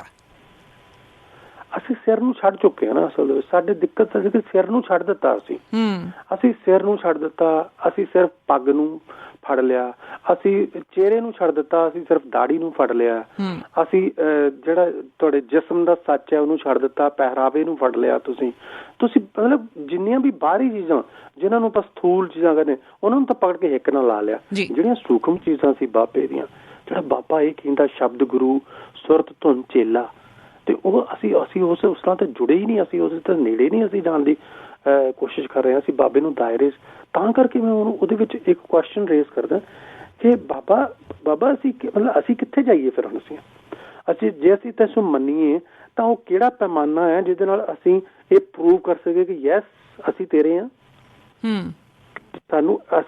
ਸਾਡੀ ਪ੍ਰੀਖਿਆ ਤਾਂ ਤੇਰੇ ਨਾਲ ਵੀ ਵੱਡੀ ਹੋ ਗਈ ਕਿ ਤੇਰੀ ਤਾਂ ਪ੍ਰੀਖਿਆ ਇਹ ਸੀ ਕਿ ਸਪਸ਼ਟ ਸਿੱਧਾ ਇੱਕ ਤੇਰੀ ਲੜਾਈ ਸੀ ਇਹ ਸੀਗੀ ਕਿ ਹਾਂ ਇਹ ਯਾਰ ਸਮਾਜ ਦੇ ਦੁਸ਼ਮਣ ਲੋਕ ਨੇ, ਚਾਹੇ ਉਹ ਬਾਬਰ ਹੈ ਤੇ ਚਾਹੇ ਉਹ ਸਿੱਧ ਨੇ ਜਾਂ ਹੋਰ ਲੋਕੀ ਜਿਹੜੇ ਦੁਨੀਆ ਤੋਂ ਭੱਜੇ ਹੋਏ, ਜ਼ਿੰਦਗੀ ਤੋਂ ਭੱਜੇ ਹੋਏ ਲੋਕ ਨੇ। ਤੇ ਇੱਥੇ ਹੁਣ ਸਾਡਾ ਟਾਕਰਾ ਤਾਂ ਉਹਨਾਂ ਲੋਕਾਂ ਨਾਲ ਹੈ ਜਿਹੜੇ ਪਰਿਵਾਰਕ ਜ਼ਿੰਦਗੀ ਵੀ ਜੀ ਰਹੇ ਨੇ, ਭੱਜੇ ਹੋਏ ਵੀ ਨਹੀਂ ਹੈ, ਪੂਰੇ ਬਾਹਰੀ ਪਹਿਰਾਵੇ ਤੋਂ ਪੂਰੀ ਤਰ੍ਹਾਂ ਸਿੱਖ ਵੀ ਨਜ਼ਰ ਆਉਂਦੇ ਨੇ। ਕਕਾਰ ਉਹਨਾਂ ਨੇ 5 ਦੇ 5 ਪੂਰੇ ਗ੍ਰਹਿਣ ਕੀਤੇ ਹੋਏ ਨੇ ਤੇ ਵੱਧ ਸਾਡੇ ਤੋਂ ਜਿਹੜੀਆਂ ਹੈਗੀਆਂ ਧਾਰਮਿਕ ਰਵਾਇਤਾਂ ਉਹਨਾਂ ਦੀ ਪਾਲਣਾ ਕਰਦੇ ਆ। ਲੇਕਿਨ ਜਦੋਂ ਉਹਨਾਂ ਦੀ ਜ਼ਬਾਨ ਤੋਂ ਲਫ਼ਜ਼ ਨਿਕਲਦਾ, ਸ਼ਬਦ ਨਿਕਲਦਾ, ਜਿਹੜਾ ਗੁਰੂ ਨੇ ਸਾਨੂੰ ਦਿੱਤਾ ਆ, ਉਹਦੇ 'ਚ ਗੰਦ ਨਿਕਲਦਾ, ਉਹ 'ਚ ਗਾਲ ਨਿਕਲਦੀ ਹੈ, ਮਾਂ ਭੈਣ ਦੀ ਧੀ ਦੀ ਗਾਲ ਨਿਕਲਦੀ ਹੈ, ਉਹਦੇ ਵਿੱਚ ਐ ਨਿਕਲਦਾ ਕਿ ਜੇ ਸਮਝ ਆਉਂਦੀ ਹੈ ਤਾਂ ਠੀਕ ਹੈ, ਨਹੀਂ ਤਾਂ ਫਿਰ ਤੁਸੀਂ ਨਹੀਂ ਹੋ, ਤੁਸੀਂ ਸਿੱਖ ਨਹੀਂ ਹੋ, ਜੇ ਤੁਸੀਂ ਸਾਡੀ ਨਹੀਂ ਗੱਲ ਮੰਨਦੇ। ਤਾਂ ਫਿਰ ਇੱਕ ਬਾਬੇ ਦਾ ਇੱਕ ਸਧਾਰਨ ਸਿੱਖ ਸਾਹਿਬ ਸਿੰਘ ਦੇ ਰੂਪ ਵਿੱਚ, ਚਾਹੇ ਉਹ ਸਾਹਿਲ ਸਿੰਘ ਬਣ ਕੇ, ਉਹ ਸਵਾਲ ਤਾਂ ਫਿਰ ਕਰੂਗਾ ਨਾ ਕਿ ਬਾਬਾ ਫਿਰ ਤੂੰ ਸਾਨੂੰ ਵੀ ਦੱਸਣਾ ਵੀ ਅਸੀਂ ਕਿੱਥੇ ਜਾਈਏ। ਜਿਹੜੀ ਤੁਸੀਂ ਗੋਸ਼ਟੀ ਦੀ ਗੱਲ ਕੀਤੀ ਹੈ, ਗੋਸ਼ਟੀ ਇਜ਼ ਡਿਸਕਸ਼ਨ। ਹੁਣ ਦੇਖੋ ਸੋਸ਼ਲ ਮੀਡੀਆ ਦਾ ਜਿਹੜਾ ਪਲੇਟਫਾਰਮ ਆ ਉਹ ਡਿਸਕਸ਼ਨ ਦਾ ਬਹੁਤ ਵੱਡਾ ਪਲੇਟਫਾਰਮ ਬਣ ਚੁੱਕਾ ਹੈ, ਪਰ ਉੱਥੇ ਉਹੀ ਗੱਲ ਹੈ ਕਿ ਅਸੀਂ ਟੋਲਰੈਂਸ ਹੈ ਨਹੀਂ ਸਾਨੂੰ ਬਿਲਕੁਲ ਵੀ ਇੱਕ ਦੂਸਰੇ ਦੇ ਲਈ। ਗਾਲੀ ਗਲੋਚ ਹੁੰਦੇ ਲੋਕ ਆਪਾਂ ਸੋਸ਼ਲ ਮੀਡੀਆ ਤੇ ਆਮ ਦੇਖਦੇ ਹਾਂ, ਜਿਹੋ ਜਿਹਾ ਮਰਜ਼ੀ ਕਿਸੇ ਦਾ ਸਰੂਪ ਹੈ, ਜੋ ਕੁਝ ਮਰਜ਼ੀ ਉਹਨਾਂ ਨੇ ਕੀਤਾ ਹੋਇਆ, ਪਰ ਇੰਨੇ ਇੰਟੋਲਰੈਂਟ ਅਸੀਂ ਹੋ ਜਾਂਦੇ ਹਾਂ ਉਸ ਵੇਲੇ, ਜਿਵੇਂ ਤੁਸੀਂ ਗੱਲ ਕਰ ਰਹੇ ਹੋ ਕਿ ਉਦੋਂ ਅਸੀਂ ਕੋਈ ਲਿਹਾਜ਼ ਨਹੀਂ ਕਰਦੇ। ਅਸੀਂ ਦਾਅਵੇ ਤਾਂ ਇਸ ਚੀਜ਼ ਦੇ ਕਰਦੇ ਹਾਂ ਕਿ ਅਸੀਂ ਧਰਮ ਦੇ ਰਖਵਾਲੇ ਹਾਂ ਜਾਂ ਧਰਮ ਦੀ ਰਾਖੀ ਕਰਦੇ ਹਾਂ, ਬਟ ਜਿਹੜੀ ਜ਼ੁਬਾਨ ਤੋਂ ਗੱਲ ਨਿਕਲੀ ਆ ਅਕਸਰ ਇਹ ਗੱਲ ਮਹਿਸੂਸ ਕੀਤੀ ਜਾਂਦੀ ਹੈ ਕਿ ਉਹ ਆਪਾਂ ਆਸ ਵੀ ਨਹੀਂ ਕਰਦੇ ਗੱਲਾਂ। ਗੋਸ਼ਟੀ ਇਜ਼ ਡਿਸਕਸ਼ਨ, ਜਿਹਦੇ ਲਈ ਆਪਾਂ ਤਿਆਰ ਨਹੀਂ ਲੱਗਦੇ। ਬਹੁਤ ਪਾਵਰਫੁਲੀ ਤੁਸੀਂ ਇਸ ਚੀਜ਼ ਨੂੰ ਪ੍ਰੈਜ਼ੈਂਟ ਕੀਤਾ। ਗੋਸ਼ਟੀ ਜਾਂ ਡਿਸਕਸ਼ਨ ਇਹ ਸਾਨੂੰ ਕਰਨੀ ਨਹੀਂ ਆਉਂਦੀ। ਡਾਕਟਰ ਸਾਹਿਬ ਤੁਸੀਂ ਜ਼ਿਕਰ ਕੀਤਾ ਹੈ ਕਿ ਗੋਸ਼ਟੀ ਦਾ ਖਾਸ ਕਰਕੇ ਇਸ ਨਾਟਕ ਦੇ ਵਿੱਚ ਜਦੋਂ ਤੁਸੀਂ ਬਾਬਾ ਨਾਨਕ ਦੇ ਨਾਲ ਜਿਹੜਾ ਸੰਵਾਦ ਆ ਉਹ ਰਚਾ ਰਹੇ ਹੋ, ਤੁਸੀਂ ਲਿਖਦੇ ਹੋ ਕਿ ਤੂੰ ਗੋਸ਼ਟੀ ਰਚਾਈ ਸੀ, ਹਾਲਾਤ ਤਾਂ ਉਦੋਂ ਵੀ ਨਾਜ਼ੁਕ ਸੀ, ਅੱਜ ਅਗਲੇ ਕਹਿੰਦੇ ਫੈਸਲਾ ਕਰਨਾ ਗੋਸ਼ਟੀ ਨਹੀਂ ਕਰਨੀ। ਹਾਂਜੀ ਜੀ ਬਿਲਕੁਲ, ਜਿਵੇਂ ਪਹਿਲਾਂ ਵੀ ਆਪਾਂ ਜ਼ਿਕਰ ਕਰ ਰਹੇ ਸੀ ਕਿ ਅਸੀਂ ਕਿਸ ਤਰ੍ਹਾਂ ਦੇ ਮੁਕਾਮ ਤੇ ਪਹੁੰਚ ਗਏ, ਤੇ ਉੱਥੇ ਕਈ ਵਾਰੀ ਬੰਦੇ ਨੂੰ ਜਿਹੜਾ ਬੰਦਾ ਸੱਚੀ ਮੁੱਚੀ ਧਰਮ ਨੂੰ ਮੰਨਣਾ ਚਾਹੁੰਦਾ ਜਾਂ ਬਾਬੇ ਨੂੰ ਧਿਆਉਣਾ ਚਾਹੁੰਦਾ ਜਾਂ ਬਾਬੇ ਦੇ ਪ੍ਰੀਚਿਸ ਤੇ ਚੱਲਣਾ ਚਾਹੁੰਦਾ, ਉਹਨੂੰ ਤਕਲੀਫ ਹੁੰਦੀ ਹੈ ਕਿ ਮੈਂ ਮਤਲਬ ਕਿਉਂਕਿ ਤੁਸੀਂ ਲੋਕਾਂ ਕੋਲ ਜਾਣਾ, ਤੁਸੀਂ ਲੋਕਾਂ ਨੂੰ ਕੋਈ ਚੀਜ਼ ਸਮਝਾਉਣੀ ਚਾਹੁੰਦੇ ਹੋ, ਲੋਕਾਂ ਨਾਲ ਕੋਈ ਗੱਲ ਕਰਨੀ ਚਾਹੁੰਦੇ ਹੋ, ਤੇ ਉਹਦਾ ਇੱਕ ਕਾਊਂਟਰ ਬਿਰਤਾਂਤ ਅਜੀਬ ਕਿਸਮ ਦਾ ਸਿਰਜਿਆ ਜਾ ਰਿਹਾ, ਜਿੱਥੇ ਉਹਦਾ ਬਾਹਰੀ ਜਿਹੜੀਆਂ ਚੀਜ਼ਾਂ ਨੇ ਉਹਨਾਂ ਨੂੰ ਬਿਆਨਿਆ ਜਾ ਰਿਹਾ, ਤੇ ਤੁਹਾਡੇ ਲਈ ਇੱਕ ਨਵੀਂ ਚੁਣੌਤੀ ਖੜੀ ਹੋ ਜਾਂਦੀ ਹੈ ਕਿ ਤੁਸੀਂ ਜਿਹੜੀ ਲੋਕਾਂ ਨੂੰ ਗੱਲ ਸਮਝਾਉਣੀ ਚਾਹੁੰਦੇ ਹੋ ਤੁਸੀਂ ਕਿੱਦਾਂ ਸਮਝਾਵੋ। ਤਾਂ ਇਸ ਕਰਕੇ ਮੈਂ ਬਹੁਤ ਨਾ ਇੱਕ ਈਜ਼ੀ ਤਰੀਕਾ ਨਾਟਕ ਦੇ ਵਿੱਚ ਯੂਜ਼ ਕੀਤਾ ਸੀ ਕਿ ਜਸਟ ਈਜ਼ੀ ਵੇ ਦੇ ਵਿੱਚ ਗੱਲਾਂ ਕੀਤੀਆਂ ਜਾਣ, ਉਹਨਾਂ ਨੂੰ ਕੰਪਲੀਕੇਟ ਨਾ ਕੀਤਾ ਜਾਵੇ।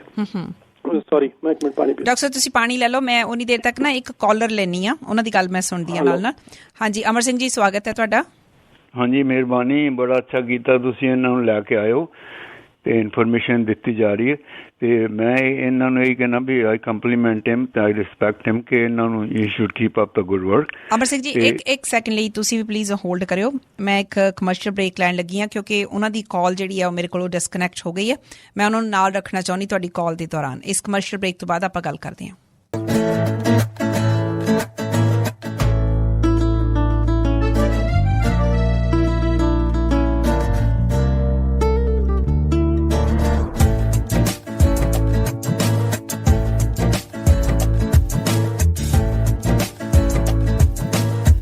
ਸ਼ੇਰੇ ਪੰਜਾਬ AM 600 ਤੁਸੀਂ ਇਸ ਵੇਲੇ ਸੁਣ ਰਹੇ ਹੋ ਦਾ ਨਵਜੋਤ ਢਿੱਲੋਂ ਸ਼ੋਅ। ਡਾਕਟਰ ਸਾਹਿਬ ਸਿੰਘ ਉਹਨਾਂ ਦੇ ਨਾਲ ਸਾਡੀ ਜਿਹੜੀ ਗੱਲਬਾਤ ਚੱਲ ਰਹੀ ਸੀ, ਉਹਨਾਂ ਦੀ ਕਾਲ ਡਰੋਪ ਹੋ ਗਈ ਸੀ।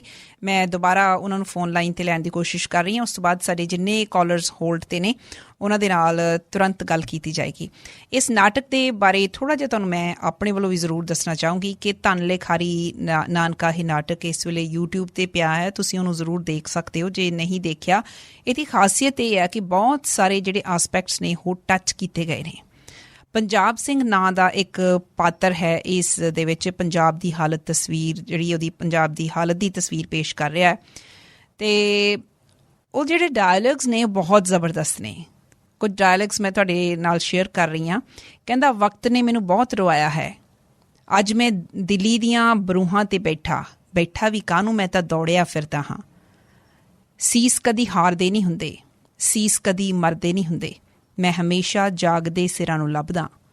ਪੁੱਤ ਸਾਹਿਲ ਸਿਆਂ ਮੇਰੇ ਇਹਨਾਂ ਜਾਗਦੇ ਪੁੱਤਾਂ ਬਾਰੇ ਲਿਖੀ, ਤੂੰ ਜਾਗਦੇ ਸਿਰਾਂ ਦੀ ਬਾਤ ਪਾਈ। ਸਟੇਜ ਤੇ ਖੂਬਸੂਰਤ ਇੱਕ ਦ੍ਰਿਸ਼ ਜਿਹੜਾ ਉਹ ਚਿੱਤਰਿਆ ਜਾਂਦਾ, ਜਿਹਦੇ ਵਿੱਚ ਕਣਕ ਦੇ ਸੋਨਾ ਹੋਣ ਦੀ ਗੱਲ ਕਹੀ ਜਾਂਦੀ ਹੈ। ਉਸ ਤੋਂ ਬਾਅਦ ਗੁਰੂ ਨਾਨਕ ਸਾਹਿਬ ਦਾ ਸੁਨੇਹਾ ਹੈ ਉਹਦੇ ਵਿੱਚ। ਫਿਰ ਸਰੋਂ ਦੇ ਫੁੱਲ ਖਿੜਨ ਦਾ ਜਿਹੜਾ ਦ੍ਰਿਸ਼ ਹੈ ਉਹ ਸ਼ਬਦਾਂ ਰਾਹੀਂ, ਮਿਊਜ਼ਿਕ ਰਾਹੀਂ ਤੁਹਾਡੀਆਂ ਅੱਖਾਂ ਦੇ ਸਾਹਮਣੇ ਪੇਸ਼ ਕੀਤਾ ਜਾਂਦਾ ਹੈ। ਕਹਿੰਦੇ ਆ ਕਿ ਮੇਰੀ ਕਵਿਤਾ ਨੱਚਣ ਲੱਗ ਪਈ। ਜਿਹੜਾ ਲਿਖਾਰੀ ਹੈ ਉਹਦੇ ਵਿੱਚ ਸਾਹਿਲ ਦਾ ਕੈਰੈਕਟਰ ਪਲੇ ਕਰ ਰਿਹਾ ਹੈ, ਪਰ ਹੌਲੀ ਹੌਲੀ ਕਿਵੇਂ ਉਹ ਕਣਕ ਸੋਨੇ ਤੋਂ ਮਿੱਟੀ ਬਣ ਜਾਂਦੀ ਹੈ। ਅਖੀਰ ਦੇ ਵਿੱਚ ਜਦੋਂ ਜਿਹੜਾ ਲਿਖਾਰੀ ਹੈ ਉਹ ਕਹਿ ਰਿਹਾ ਕਿ ਮੇਰੀ ਕਵਿਤਾ ਨੇ ਰੁਦਨ ਕਰਨਾ ਹੈ। ਬਹੁਤ ਸ਼ਾਨਦਾਰ ਇਹ ਦ੍ਰਿਸ਼ ਪੇਸ਼ ਕੀਤਾ ਗਿਆ। ਇਸ ਨਾਟਕ ਦੀ ਖਾਸੀਅਤ ਇਹ ਹੈ, ਮੈਂ ਫਿਰ ਆਪਣੀ ਸੁਣਨ ਵਾਲਿਆਂ ਨੂੰ ਦੱਸਣਾ ਚਾਹੁੰਦੀ ਹਾਂ ਕਿ ਜਿਹੜਾ ਰਾਈਟਰ ਹੈ ਉਹ ਅਦਾਕਾਰ ਵੀ ਹੈ, ਉਹ ਡਾਇਰੈਕਟਰ ਵੀ ਹੈ, ਅਤੇ ਸਟੇਜ 'ਤੇ ਸਿਰਫ ਉਹ ਇਕੱਲਾ ਅਦਾਕਾਰ ਹੈ। ਜਿਹੜੇ 7-8 ਰੋਲਸ ਨੇ ਉਹ ਪਲੇ ਕਰ ਰਿਹਾ ਹੈ। ਕੋਈ ਸੈੱਟ ਨਹੀਂ ਉਹਦੇ ਵਿੱਚ ਬਦਲਿਆ ਜਾਂਦਾ। ਜੋ ਕੁਝ ਤੁਹਾਨੂੰ ਸ਼ੁਰੂ ਤੋਂ ਨਜ਼ਰ ਆ ਰਿਹਾ ਹੈ ਉਹੀ ਨਜ਼ਰ ਆ ਰਿਹਾ ਹੈ। ਕੋਈ ਸੈੱਟ ਨਹੀਂ ਚੇਂਜ ਕੀਤਾ ਜਾਂਦਾ, ਕਿਸੇ ਤਰ੍ਹਾਂ ਦਾ ਕੋਈ ਹੱਲਾ ਗੁੱਲਾ ਨਹੀਂ ਹੈ। ਹਾਂ, ਇਹ ਹੈ ਕਿ ਕਿਤੇ ਕਦਾਈ ਜਿਹੜਾ ਮਿਊਜ਼ਿਕ ਹੈ ਉਹਦਾ ਇਸਤੇਮਾਲ ਕੀਤਾ ਗਿਆ ਹੈ। ਕੋਈ ਸ਼ੋਰ ਸ਼ਰਾਬਾ ਨਹੀਂ ਹੈ। ਜਿੰਨੀਆਂ ਗੱਲਾਂ ਕਹੀਆਂ ਗਈਆਂ ਬਹੁਤ ਜ਼ਿਆਦਾ ਇਹ ਹੈ ਕਿ ਸਹਿਜ ਤਰੀਕੇ ਦੇ ਨਾਲ ਗੱਲਾਂ ਪੇਸ਼ ਕੀਤੀਆਂ ਗਈਆਂ। ਇੱਕ ਨਾਟਕ ਦੇ ਵਿੱਚ ਮੋੜ ਆਉਂਦਾ ਹੈ। ਹੁਣ ਤਾਂ ਬੇਸ਼ੱਕ ਹੁਣ ਵੀ ਕਿਸਾਨ ਉੱਥੇ ਬੈਠੇ ਆ, ਕਿਸਾਨਾਂ ਨੂੰ ਇੱਕ ਆਸ ਬਣਾ ਦਿੱਤੀ ਗਈ ਹੈ ਕਿ ਜਿਹੜੇ ਕਾਨੂੰਨ ਆ ਉਹ ਵਾਪਸ ਲਏ ਜਾਣਗੇ। ਸਟਿਲ ਉਸ ਨਾਟਕ ਦੇ ਵਿੱਚ ਕਈ ਥਾਈਂ ਇਸ ਤਰ੍ਹਾਂ ਦੀ ਗੱਲ ਆਉਂਦੀ ਹੈ ਕਿ ਜਦੋਂ ਜਿਹੜਾ ਕੋਈ ਜ਼ੁਲਮ ਹੈ, ਕੋਈ ਜਬਰ ਹੈ, ਅਸਹਿ ਹੋ ਜਾਂਦਾ, ਸਿਹਾ ਨਹੀਂ ਜਾਂਦਾ। ਧਰਮ ਬਾਰੇ ਬੜੀ ਖੂਬਸੂਰਤ ਡਾਇਲੌਗਸ ਨੇ, ਬਹੁਤ ਵਧੀਆ ਡਾਇਲੌਗਸ ਉਹਦੇ ਵਿੱਚ ਪੇਸ਼ ਕੀਤੇ ਗਏ ਆ। ਕਹਿੰਦੇ ਅਸੀਂ ਤਾਂ ਸਾਰੀ ਜ਼ਿੰਦਗੀ ਧਰਮ ਨੂੰ ਧਰਮ ਸਮਝ ਕੇ ਆਪਣੀ ਹਿੱਕ 'ਚ ਵਸਾ ਕੇ ਰੱਖਿਆ ਸੀ। ਪਤਾ ਹੀ ਨਹੀਂ ਲੱਗਾ ਕਦੋਂ ਧਰਮ ਨੂੰ ਸਿਆਸਤ ਦੀ ਪੌੜੀ ਬਣਾ ਕੇ ਉੱਚੇ ਗੁੰਬਦ 'ਤੇ ਚੜ੍ਹ ਜੈਕਾਰੇ ਮਾਰਨ ਲੱਗ ਪਏ। ਅਸੀਂ ਤਾਂ ਧਰਮੀ ਬੰਦੇ ਸੀ, ਪਰ ਸਾਡਾ ਸਭ ਕੁਝ ਲੁੱਟਿਆ ਗਿਆ, ਅਸੀਂ ਲੁੱਟੇ ਗਏ। ਅਤੇ ਜਿਸ ਮੋੜ ਦੇ ਉੱਤੇ ਆ ਕੇ ਜਿਹੜਾ ਮੇਨ ਕੈਰੈਕਟਰ ਹੈ ਉਹ ਬਹੁਤ ਪਰੇਸ਼ਾਨ ਹੋ ਜਾਂਦਾ ਹੈ। ਕਹਿੰਦਾ ਮਾਚਿਸ ਕਿੱਥੇ ਹੈ? ਮੈਨੂੰ ਦੱਸੋ ਮਾਚਿਸ ਕਿੱਥੇ ਹੈ? ਮੈਨੂੰ ਮਾਚਿਸ ਚਾਹੀਦੀ ਹੈ। ਮੈਂ ਰਾਜਧਾਨੀ ਦੀ ਵੱਡੀ ਗੁੰਬਦ ਦੇ ਉੱਤੇ ਜਿਹੜਾ ਮਖਿਆਲ ਲੱਗਿਆ ਹੋਇਆ ਹੈ ਉਹਨੂੰ ਅੱਗ ਲਾ ਕੇ ਫੂਕਣਾ। ਕੁਝ ਇਸ ਤਰ੍ਹਾਂ ਦੀ ਜਿਹੜੀ ਗੱਲਬਾਤ ਇਸ ਨਾਟਕ ਦੇ ਵਿੱਚ ਪੇਸ਼ ਕੀਤੀ ਗਈ ਹੈ। ਸਾਹਿਬ ਸਿੰਘ ਹੁਣਾਂ ਦੇ ਨਾਲ ਅਸੀਂ ਕਨੈਕਟ ਕਰਨ ਦੀ ਕੋਸ਼ਿਸ਼ ਕਰ ਰਹੇ ਹਾਂ, ਪਰ ਗੱਲ ਹੋ ਨਹੀਂ ਪਾ ਰਹੀ। ਸਾਡੇ ਕੁਝ ਕਾਲਰਸ ਨੇ ਇਸ ਵੇਲੇ ਹੋਲਡ 'ਤੇ, ਉਹਨਾਂ ਦੇ ਨਾਲ ਮੈਂ ਜ਼ਰੂਰ ਗੱਲ ਕਰਦੀ ਹਾਂ। ਅਮਰ ਸਿੰਘ ਜੀ, ਪਹਿਲਾਂ ਮੈਂ ਤੁਹਾਡੇ ਨਾਲ ਹੀ ਗੱਲ ਕਰਦੀ ਹਾਂ। ਹਾਂਜੀ ਅਮਰ ਸਿੰਘ ਜੀ। ਹਾਂਜੀ, ਮੈਂ ਤਾਂ ਇਹੀ ਕਹਿਣਾ ਚਾਹੁੰਦਾ ਸੀ ਕਿ ਉਹ ਗੱਲਾਂ ਜੋ ਕਹਿ ਰਹੇ ਨੇ ਉਹਨਾਂ ਨੂੰ ਬਰੀਫਲੀ ਮੈਂ ਤਾਂ ਕੰਸਾਈਜ਼ ਕਨਕਲੂਸਿਵ ਜਵਾਬ ਦੇਣਾ ਹੁੰਦਾ ਕਿ ਸਾਨੂੰ ਸਾਰਿਆਂ ਨੂੰ ਇਸ ਗੱਲ ਨੂੰ ਸਮਝਣਾ ਚਾਹੀਦਾ, ਸੀਰੀਅਸਲੀ ਲੈਣਾ ਚਾਹੀਦਾ। ਉਹ ਇਸ ਕਰਕੇ ਕਿ ਬਹੁਤ ਘੱਟ ਲੋਕ ਮੈਂ ਦੇਖੇ ਨੇ ਜਿਹੜੇ ਪ੍ਰੀਚਰ ਦੇ ਨਾਲ ਪ੍ਰੈਕਟਿਸਰ ਵੀ ਹੈਗੇ ਨੇ। ਇਹ ਬੜੇ ਜਿਹੜੇ ਪ੍ਰੀਚਰ ਇੰਨੇ ਕੋਲੇ ਪ੍ਰੈਕਟੀਸ਼ਨਰ ਵੀ ਨੇ, ਅਤੇ ਦੂਜਾ ਡਰਾਮੇ ਇਹਨਾਂ ਦੇ ਥਰੂ ਨਾ ਮੈਸੇਜ ਦੇਣਾ ਲੋਕਾਂ ਨੂੰ ਥੋੜ੍ਹਾ ਜਿਹਾ ਜ਼ਿਆਦਾ ਇਫੈਕਟਿਵ ਹੁੰਦਾ।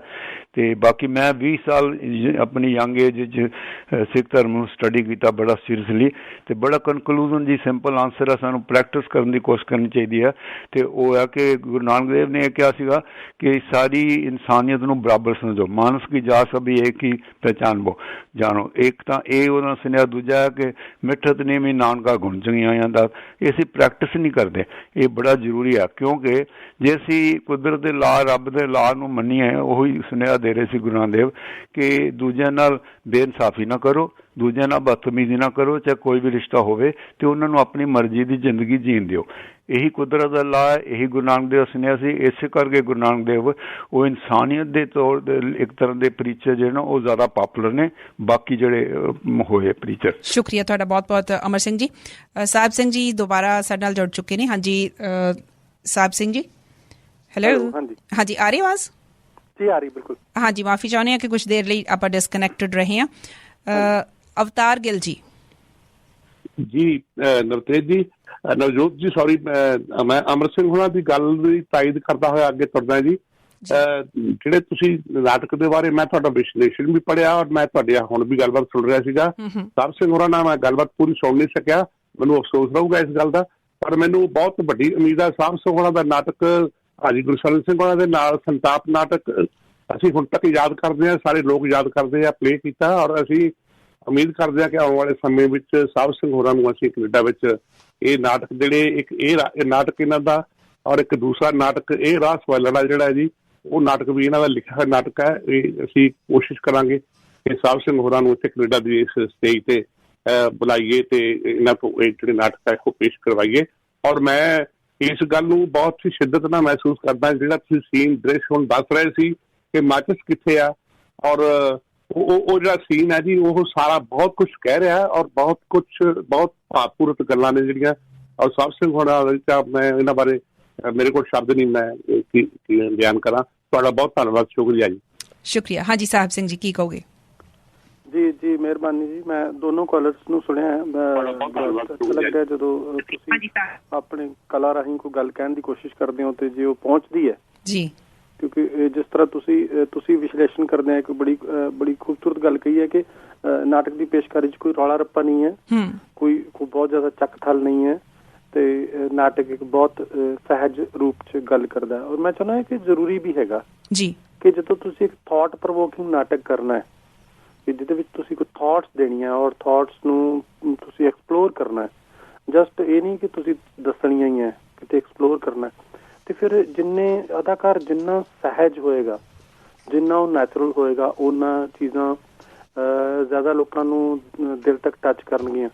ਔਰ ਮੈਨੂੰ ਹਾਲੇ ਤੱਕ ਵੀ ਉਹ ਦ੍ਰਿਸ਼ ਮਤਲਬ ਯਾਦ ਆਉਂਦਾ ਕਿਉਂਕਿ 1 ਨਵੰਬਰ ਨੂੰ ਹੁਣ ਤਕਰੀਬਨ 19-20 ਦਿਨ ਹੋ ਗਏ ਨੇ ਤੇ ਉਹ ਜਲੰਧਰ ਦੇ ਵਿੱਚ ਜਦੋਂ ਜਿਹੜੀ ਆਡੀਅੰਸ ਸੀ, ਹਜ਼ਾਰਾਂ ਦੀ ਆਡੀਅੰਸ ਬੈਠੀ, ਉਹ ਜਿਵੇਂ ਮੇਰੇ ਨਾਲ ਗੱਲਾਂ ਕਰਨ ਲੱਗ ਪਏ ਸੀ, ਜਿਵੇਂ ਮੈਨੂੰ ਮੇਰੇ ਨਾਲ ਇੰਟਰੈਕਟ ਕਰਨ ਲੱਗ ਪਏ ਸੀ। ਔਰ ਜਿਵੇਂ ਕਈ ਜਗ੍ਹਾ ਤਾਂ ਸ਼ਾਇਰਾਨਾ ਮਾਹੌਲ ਬਣ ਗਿਆ ਸੀ ਕਿ ਜਿਵੇਂ ਸ਼ਾਇਰ ਦੀ ਇੱਕ ਲਾਈਨ ਦੇ ਉੱਤੇ, ਇੱਕ ਸ਼ੇਅਰ ਦੇ ਉੱਤੇ ਵਾਹ ਵਾਹ ਜਾਂ ਆਹ ਵਾਹ ਕਿਆ ਬਾਤ, ਏਦਾਂ ਸ਼ੁਰੂ ਹੋ ਗਿਆ ਸੀ। ਅੱਛਾ, ਹਾਂ ਏਦਾਂ ਮਤਲਬ ਬਹੁਤ। ਔਰ ਮੇਰੇ ਤੱਕ ਆਵਾਜ਼ ਮੇਰੇ ਤੱਕ ਪਹੁੰਚਦੀ ਸੀ ਤੇ ਮੈਨੂੰ ਬੜਾ ਹੁਲਾਰਾ ਮਿਲਦਾ ਸੀ ਕਿ ਇਹਦਾ ਮਤਲਬ ਹੈ ਕਿ ਜੋ ਮੈਂ ਕਹਿਣ ਦੀ ਕੋਸ਼ਿਸ਼ ਕਰ ਰਿਹਾ ਉਹ ਲੋਕਾਂ ਦੇ ਦਿਲ ਤੇ ਦਿਮਾਗ ਤੱਕ ਪਹੁੰਚ ਰਿਹਾ ਜੀ।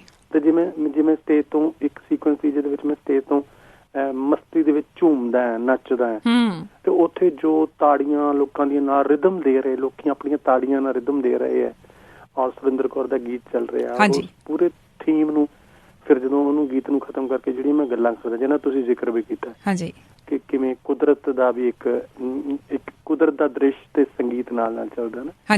ਗੁਰਦੁਆਰੇ ਤੋਂ ਪਾਠ ਚੱਲਦਾ ਲੇਕਿਨ ਉਸ ਪਾਠ ਦੇ ਨਾਲ ਪਿੰਡ 'ਚ ਬਹੁਤ ਕੁਛ ਚੱਲ ਰਿਹਾ ਹੁੰਦਾ। ਮੇਰੇ ਨਾ ਬਚਪਨ ਤੋਂ ਇਹ ਦ੍ਰਿਸ਼ ਨਾ ਜ਼ਿਹਨ 'ਚ ਕਿਤੇ ਨਾ ਅਟਕਿਆ ਹੋਇਆ ਕਿ ਮੈਨੂੰ ਇਹ ਬੜਾ ਖੂਬਸੂਰਤ ਮੰਜ਼ਰ ਲੱਗਦਾ ਹੁੰਦਾ ਕਿ ਜੇ ਪਿੰਡ ਦਾ ਤੁਸੀਂ ਸਮਝ ਲਓ, ਇੱਕ ਤੁਸੀਂ ਵੀ ਕਿਉਂਕਿ ਮੀਡੀਆ ਨਾਲ ਜੁੜੇ ਹੋਏ ਹੋ ਇਨਸਾਨ ਹੋ ਨਾ, ਦੂਰਦਰਸ਼ਨ ਨਾਲ ਜੁੜੇ ਰਹੇ ਹੋ ਤੇ ਤੁਸੀਂ ਵਿਜ਼ੂਅਲੀ ਚੀਜ਼ਾਂ ਨੂੰ ਸਮਝ ਸਕਦੇ ਹੋ ਕਿ ਜਿਵੇਂ ਤੁਸੀਂ ਇੱਕ ਟੌਪ ਐਂਗਲ ਕੈਮਰਾ ਲਾ ਕੇ ਪਿੰਡ ਦੇ ਉੱਤੇ ਬੈਠ ਜਾਓ, ਸਵੇਰੇ ਗੁਰਦੁਆਰੇ ਤੋਂ ਗੁਰਬਾਣੀ ਦਾ ਪਾਠ ਆ ਰਿਹਾ ਹੋਵੇ ਤੇ ਤੁਹਾਨੂੰ ਪਿੰਡ ਦੀਆਂ ਸਾਰੀਆਂ ਗਲੀਆਂ, ਖੇਤ, ਘਰ ਨਜ਼ਰ ਆਉਂਦੇ ਹੋਣ ਉਸ ਐਂਗਲ ਤੋਂ, ਤੇ ਉਹ ਇੱਕ ਖੂਬਸੂਰਤ ਦ੍ਰਿਸ਼ ਹੈਗਾ ਕਿ ਕੋਈ ਖੇਤਾਂ ਨੂੰ ਜਾ ਰਿਹਾ ਹੈ, ਕੋਈ ਚੁੱਲ੍ਹੇ 'ਚ ਅੱਗ ਬਾਲ ਰਹੀ ਹੈ, ਕੋਈ ਬੌਕਰ ਫੇਰ ਰਹੀ ਹੈ, ਕੋਈ ਨਿਆਣਿਆਂ ਨੂੰ ਤਿਆਰ ਕਰਕੇ ਭੇਜ ਰਹੀ ਹੈ, ਕੋਈ ਹੱਟੀ ਆਪਣੀ ਦੇ ਉੱਤੇ ਧੂਫ ਤੁਖਾ ਰਿਹਾ, ਕੋਈ ਮਤਲਬ ਉਹ ਸਾਰੇ ਕਿਰਤੀ ਨੇ ਨਾ, ਸਾਰੇ ਮਿਹਨਤੀ ਲੋਕ ਨੇ। ਸੋ ਮੈਨੂੰ ਸੀ ਕਿ ਬਾਬਾ ਤਾਂ ਏਦਾਂ ਹੈ ਕਿ ਬਾਬਾ ਤਾਂ ਤੁਹਾਡੇ ਅੰਦਰ ਏਦਾਂ ਵਸਿਆ ਹੋਇਆ ਜਿਹੜਾ ਕਿ ਤੁਸੀਂ ਬਿਆਨ ਵੀ ਨਹੀਂ ਕਰਨ ਦੀ ਲੋੜ ਪੈਂਦੀ ਤੁਹਾਨੂੰ। ਬਿਲਕੁਲ ਬਹੁਤ ਸਹਿਜ ਤਰੀਕੇ ਨਾਲ ਤੁਹਾਡੇ ਅੰਦਰ ਹੈ ਉਹ ਬੜਿਆ ਹੋਇਆ ਹੈ ਨਾ। ਤੇ ਬਾਬੇ ਨੂੰ ਏਦਾਂ ਰੱਖੋ, ਬਾਬੇ ਨੂੰ ਏਦਾਂ ਮੰਨੋ, ਫੇਰ ਬਾਬੇ ਦਾ ਸ਼ਬਦ ਤੁਹਾਡੇ ਅੰਦਰ ਜਾਏਗਾ, ਫੇਰ ਬਾਬੇ ਦਾ ਸੱਚ ਜਾਏਗਾ। ਜੇ ਢਕਵੰਜ ਕਰਨ ਦੀ ਕੋਸ਼ਿਸ਼ ਕਰੋਗੇ, ਢੋਂਗੀ ਬਣ ਕੇ ਬਾਬੇ ਨੂੰ ਮੰਨਣ ਦੀ ਕੋਸ਼ਿਸ਼ ਕਰੋਗੇ ਤੇ ਲੋਕਾਂ ਨੂੰ ਮਨਵਾਉਣ ਦੀ ਕੋਸ਼ਿਸ਼ ਕਰੋਗੇ ਤਾਂ ਬਾਬੇ ਦਾ ਸੱਚ ਕਿਤੇ ਨਾ ਉਹ ਡਾਇਲੂਟ ਹੋ ਜਾਏਗਾ। ਹਾਂ ਬਿਲਕੁਲ। ਸਾਡੇ ਨਾਲ ਅਗਲੇ ਲਿਸਨਰ ਨੇ ਸਾਡੇ, ਇਹ ਵੀ ਰੰਗਮੰਚ ਦੇ ਬਹੁਤ ਪਿਆਰੇ ਨੇ, ਪਰਮਿੰਦਰ ਸਵੈਦ ਜੀ। ਹਾਂਜੀ ਨਵਜੋਤ, ਤੁਹਾਡਾ ਵੀ ਤੇ ਸਾਹਿਬ ਸਿੰਘ ਉਹਨਾਂ ਦਾ ਵੀ ਬਹੁਤ ਬਹੁਤ ਧੰਨਵਾਦ ਮੈਂ ਕਰਨਾ ਚਾਹੁੰਦੀ ਹਾਂ ਵੀ ਮੈਂ ਜਦੋਂ ਇਹ ਨਾਟਕ ਦੇਖਿਆ ਤਾਂ ਮੈਨੂੰ ਏਦਾਂ ਲੱਗਿਆ ਵੀ ਅਸਲ ਵਿੱਚ ਰੰਗਮੰਚ ਆ ਜਿਹੜਾ ਵੀ ਉਹ ਕਿਵੇਂ ਲੋਕਾਂ ਦੇ ਧੁਰ ਅੰਦਰ ਤੱਕ ਉਤਰਦਾ। ਉਹ ਇਹਨਾਂ ਨੇ ਕੱਲਿਆਂ ਨੇ ਸਟੇਜ ਤੇ, ਮੇਰਾ ਖਿਆਲ ਹੈ ਇਹ 1.5 ਘੰਟੇ ਤੋਂ ਉੱਪਰ ਦਾ ਨਾਟਕ ਹੈ। ਹਾਂਜੀ ਤਕਰੀਬਨ 1.5 ਘੰਟਾ। 1.5 ਘੰਟਾ, ਹਾਂਜੀ 1.5 ਘੰਟਾ ਤੁਸੀਂ ਇਹ ਦੇਖਦੇ ਹੋ ਵੀ ਉਹਦੇ ਵਿੱਚ ਕੱਲਾ ਚਾਹੇ ਇਹ ਕੱਲੇ ਸੀ ਉੱਥੇ ਸਟੇਜ ਤੇ, ਪਰ ਜਿਹੜਾ ਇਹਨਾਂ ਨੇ ਕੱਲੇ ਬੰਦੇ ਦਾ ਕਿਰਦਾਰ, ਜੇ ਉੱਥੇ ਸਟੂਡੈਂਟਸ ਦੀ ਗੱਲ ਆ ਰਹੀ ਆ ਹਾਂਜੀ ਤੇ ਜਾਂ ਉੱਥੇ ਬੁੱਧੀਜੀਵੀਆਂ ਦੀ ਗੱਲ ਆ ਰਹੀ ਹੈ ਜਾਂ ਕਿਸਾਨਾਂ ਦੀ ਜੋ ਲੜਾਈ ਲੜ ਰਹੇ ਨੇ, ਜੇ ਪੰਜਾਬ ਹੈ ਤਾਂ ਉਹਦੇ ਇਕੱਲੇ ਕਿਰਤੀ ਕਿਸਾਨ ਨੇ ਜਿਹੜੇ ਕਿਵੇਂ ਮਤਲਬ ਆਪਣੇ ਵਿਚਾਰਾਂ ਦੀ ਜਿਹੜੀ ਗੱਲ ਨੂੰ ਅੱਗੇ ਲੈ ਕੇ ਜਾਣਾ ਵਿੱਚ ਜਿਹੜੀ ਨਵੀਂ ਰੂਹ ਹੈ, ਜਿਹੜੀ ਲੋਕਾਂ ਦੇ ਵਿੱਚ ਇੱਕ ਜਾਗਰਤੀ ਲਿਆਉਣ ਦੀ, ਉਹ ਇਹਨਾਂ ਨੇ ਇਕੱਲੇ ਡਾਇਲੋਗ ਆ ਜਿਹੜੇ ਬਹੁਤ ਇੰਪੋਰਟੈਂਟ ਡਾਇਲੋਗ ਨੇ, ਜਿਹੜੇ ਮੇਰਾ ਖਿਆਲ ਆ ਵੀ ਲੋਕਾਂ ਦੇ ਮੂੰਹਾਂ ਤੇ ਚੜ੍ਹ ਜਾਣਗੇ ਜਦੋਂ ਅਸੀਂ ਇਹ ਨਾਟਕ ਦੇਖਦੇ ਹਾਂ। ਤੇ ਨਾਲੇ ਮੇਰਾ ਖਿਆਲ ਹੈ ਇਹਨਾਂ ਨੇ ਜਿਹੜੇ ਇਸ ਨਾਟਕ ਦੇ ਵਿੱਚ ਇਹ ਰੱਖਿਆ ਨਾ ਵੀ ਲਿਖਾਰੀ ਹੋਣ ਦਾ ਮਤਲਬ ਤੇ ਨਾਟਕਕਾਰ ਹੋਣ ਦਾ ਮਤਲਬ, ਉਹ ਬਹੁਤ ਹੀ ਸ਼ਿੱਦਤ ਨਾਲ ਇਹਨਾਂ ਨੇ ਪ੍ਰਜੈਂਟ ਕੀਤੇ ਨੇ। ਕਿਉਂਕਿ ਲਿਖਾਰੀ ਆ ਜਿਹੜਾ ਅਸਲ ਵਿੱਚ ਲਿਖਾਰੀ ਹੋਈ ਆ। ਜੇ ਅੱਜ ਫਾਸ਼ੀਵਾਦੀ ਸਾਡੀ ਸਰਕਾਰ ਆ, ਉਹ ਸਟੂਡੈਂਟ ਤੇ ਉਹ ਕਰ ਰਹੀ ਆ, ਜ਼ੁਲਮ ਢਾ ਰਹੀ ਆ, ਤੇ ਬੁੱਧੀਜੀਵੀਆਂ ਤੇ ਜ਼ੁਲਮ ਢਾ ਰਹੀ ਆ। ਅਸੀਂ ਉੱਥੋਂ ਦੀ ਐ ਦੇਖ ਰਹੇ ਹਾਂ ਵੀ ਅਸਲ ਵਿੱਚ ਜਿਹੜਾ ਲਿਖਾਰੀ ਆ ਉਹ ਕਿਵੇਂ ਨਿਧੜਕ ਹੋ ਕੇ ਅੱਗੇ ਨਿਕਲ ਰਿਹਾ। ਜੇ ਉਹ ਕਰ ਰਿਹਾ, ਬੇਸ਼ੱਕ ਉਹਦੇ ਤੇ ਇਹਨਾਂ ਜ਼ੁਲਮਾਂ ਦੀ ਜਿਹੜੀ ਉਹ ਆ ਰਹੀ ਆ, ਤਾਂ ਵੀ ਉਹ ਲਿਖਾਰੀ ਨੂੰ ਜੇ ਉਹ ਇੱਕ ਦੂਜੇ ਨਾਲ ਦੋਸਤੀ ਕਰਨ ਦਾ ਜਿਹੜਾ ਸੰਕਲਪ ਹੈ ਗੁਰੂ ਨਾਨਕ ਦਾ, ਉਹਨੂੰ ਅੱਗੇ ਕਿਵੇਂ ਲੈ ਕੇ ਜਾਣਾ, ਇਹਨਾਂ ਨੇ ਬਹੁਤ ਵਧੀਆ ਤਰੀਕੇ ਨਾਲ ਉਹਨੂੰ ਨਾਟਕ ਦੇ ਵਿੱਚ ਦੱਸਿਆ। ਤੇ ਮੈਨੂੰ ਲੱਗਦਾ ਇਹ ਸਾਨੂੰ ਸਾਰਿਆਂ ਨੂੰ ਨਾਟਕ ਦੇਖਣ ਦੀ ਲੋੜ ਹੈ, ਤੇ ਸਾਨੂੰ ਇਹਨੂੰ ਇੱਕ ਜ਼ਿੰਦਗੀ ਨੂੰ ਸਮਝਣ ਦਾ ਵੀ ਤਰੀਕਾ ਹੈਗਾ ਵੀ ਜਿਹੜੇ ਸਾਡੇ ਲੋਕ ਨੇ ਉੱਥੇ, ਜਿਹੜੇ ਇੰਨਾ ਸੰਤਾਪ ਭੋਗ ਰਹੇ ਲੋਕ ਨੇ, ਉਹਨਾਂ ਦੇ ਇਹ ਧੁਰ ਅੰਦਰ ਜਾਣ ਵਾਲੀ ਜਣੀ ਦੀ ਇਸ ਨਾਟਕ ਦੇ ਵਿੱਚ ਮੈਨੂੰ ਐ ਲੱਗੀ ਆ ਵੀ ਬਹੁਤ ਜ਼ਿਆਦਾ ਮਿਹਨਤ ਇਹਨਾਂ ਨੇ ਕੀਤੀ ਆ, ਤੇ ਇੰਨਾ ਟਾਈਮ ਉਸ ਨਾਟਕ ਤੇ ਉਹਦਾ ਜਿਹੜੇ ਉਤਰਾਅ ਚੜਾਅ ਨੇ ਨਾਟਕ ਦੇ ਵਿੱਚ ਤੁਸੀਂ ਤੁਹਾਡੇ ਅੰਦਰ ਲਹਿੰਦੇ ਜਾਂਦੇ ਆ। ਜਿਉਂ ਤੁਸੀਂ ਨਾਟਕ ਦੇਖ ਰਹੇ ਹੋ ਨਾ, ਤਿਉਂ ਤੁਹਾਨੂੰ ਤੁਸੀਂ ਓਦਾਂ ਹੀ ਮਹਿਸੂਸ ਕਰਦੇ ਹੋ। ਤੁਹਾਨੂੰ ਐ ਨਹੀਂ ਲੱਗਦਾ ਵੀ ਅਸੀਂ ਹੁਣ ਜੇ ਅਸੀਂ ਦਿੱਲੀ ਪਹੁੰਚ ਜਾਂਦੇ ਤਾਂ ਦਿੱਲੀ ਆ, ਜੇ ਅਸੀਂ ਪੰਜਾਬ ਦੇ ਵਿੱਚ ਆ ਜਾਂ ਉੱਥੇ ਦੇ ਖੇਤਾਂ ਦੇ ਵਿੱਚ ਫਿਰਦੇ ਆ ਤਾਂ ਓਦਾਂ ਲੱਗਦਾ। ਬਹੁਤ ਵਧੀਆ ਨਾਟਕ ਲੱਗਿਆ, ਤੇ ਮੈਂ ਤਾਂ ਇਹਨਾਂ ਦੀ ਕਲਮ ਨੂੰ ਸਲਾਮ ਕਰਦੀ ਹਾਂ। ਤੇ ਮੈਂ ਚਾਹੁੰਦੀ ਹਾਂ ਵੀ ਅਸੀਂ ਵੀ ਕੋਸ਼ਿਸ਼ ਕਰਾਂਗੇ ਵੀ ਕਦੇ ਜਿੱਦਾਂ ਇੱਥੇ ਜੇ ਇਹਨਾਂ ਨੂੰ ਬੁਲਾ ਕੇ ਇਹਨਾਂ ਦਾ ਨਾਟਕ ਕਰਾਇਆ ਜਾਵੇ। ਹੁਣ ਇਹ ਤਾਂ ਯੂਕੇ ਵਾਲੇ ਭਾਗੇ ਨੇ ਜਿਹੜੇ ਉਹ ਕਰਾ ਰਹੇ ਨੇ, ਤੇ ਅਸੀਂ ਵੀ ਆਉਣ ਵਾਲੇ ਸਮੇਂ ਦੇ ਵਿੱਚ ਕੋਵਿਡ ਦੀਆਂ ਹਾਲਤਾਂ ਠੀਕ ਹੋ ਗਈਆਂ ਜਦੋਂ ਜ਼ਰੂਰ ਸੱਦਾਂਗੇ। ਹਾਂਜੀ, ਥੈਂਕ ਯੂ ਪਰਮਿੰਦਰ ਜੀ। ਹਾਂਜੀ ਸਾਹਿਬ ਸਿੰਘ ਜੀ, ਕੀ ਕਹੋਗੇ? ਜੀ ਪਰਮਿੰਦਰ ਜੀ, ਤੁਹਾਡਾ ਬਹੁਤ ਧੰਨਵਾਦ। ਨਾਟਕ ਜਦੋਂ ਅਸੀਂ ਨਾਟਕ ਕਰਦੇ ਹਾਂ ਨਾ, ਤੇ ਨਾਟਕ ਦੇ ਵਿੱਚ ਜਿਵੇਂ ਲੇਖਕ ਦੀ ਭੂਮਿਕਾ ਹੁੰਦੀ, ਇੱਕ ਨਿਰਦੇਸ਼ਕ ਦੀ, ਇੱਕ ਅਦਾਕਾਰ ਦੀ ਭੂਮਿਕਾ ਹੁੰਦੀ, ਤੇ ਫਿਰ ਇੱਕ ਦਰਸ਼ਕ ਦੀ ਭੂਮਿਕਾ ਹੁੰਦੀ ਹੈ, ਤੇ ਇੱਕ ਫਿਰ ਸਮਝਦਾਰ ਦਰਸ਼ਕ ਜਿਹੜਾ ਉਹਨੂੰ ਸਮਝ ਕੇ ਫਿਰ ਗਾਂ ਉਸ ਸਮਝ ਨੂੰ ਬਿਆਨ ਕਰ ਸਕਦਾ। ਉਹ ਭੂਮਿਕਾ ਪਰਵਿੰਦਰ ਜੀ ਤੁਸੀਂ ਜਿਵੇਂ ਨਵਜੋਤ ਜੀ ਨਿਭਾ ਰਹੇ ਨੇ, ਉਵੇਂ ਤੁਸੀਂ ਨਿਭਾਈ ਹੈ। ਤੁਸੀਂ ਬਹੁਤ ਬਿਹਤਰ ਤਰੀਕੇ ਨਾਲ ਨਾਟਕ ਨੂੰ ਸਮਝਿਆ, ਤੇ ਮੈਨੂੰ ਬੜਾ ਚੰਗਾ ਲੱਗਦਾ ਕਿ ਜੇ ਉਸ ਮਿਹਨਤ ਨੂੰ ਸੱਚੀ ਮੁੱਚੀ ਤੁਸੀਂ ਇਸ ਤਰ੍ਹਾਂ ਸਮਝਦੇ ਹੋ। ਔਰ ਪਰਮਿੰਦਰ ਜੀ, ਔਰ ਇਹ ਗੱਲ ਬਿਲਕੁਲ ਮੇਰੇ ਜ਼ਿਹਨ ਦੇ ਵਿੱਚ ਸੀ ਕਿ ਨਾਟਕ ਦੇ ਵਿੱਚ ਬੜੇ ਸਹਿਜ ਤਰੀਕੇ ਨਾਲ ਜਿਵੇਂ ਅਦਾਕਾਰ ਨੂੰ ਤੁਰਨਾ ਚਾਹੀਦਾ, ਦਰਸ਼ਕ ਨੂੰ ਵੀ ਉਦਾਂ ਹੀ ਨਾਲ ਉਸੇ ਤਰੀਕੇ ਨਾਲ ਤੁਰਨਾ ਚਾਹੀਦਾ। ਦਰਸ਼ਕ ਵੀ ਟਰੈਵਲ ਕਰੇ ਨਾਲ, ਦਰਸ਼ਕ ਦੀ ਵੀ ਯਾਤਰਾ ਚੱਲਦੀ ਰਹੇ, ਕਿ ਜਿੱਦਾਂ ਦਾ ਮੂਡ ਚੇਂਜ ਹੋ ਰਿਹਾ ਉਹ ਵੀ ਮੂਡ ਚੇਂਜ ਕਰਦਾ ਰਹੇ।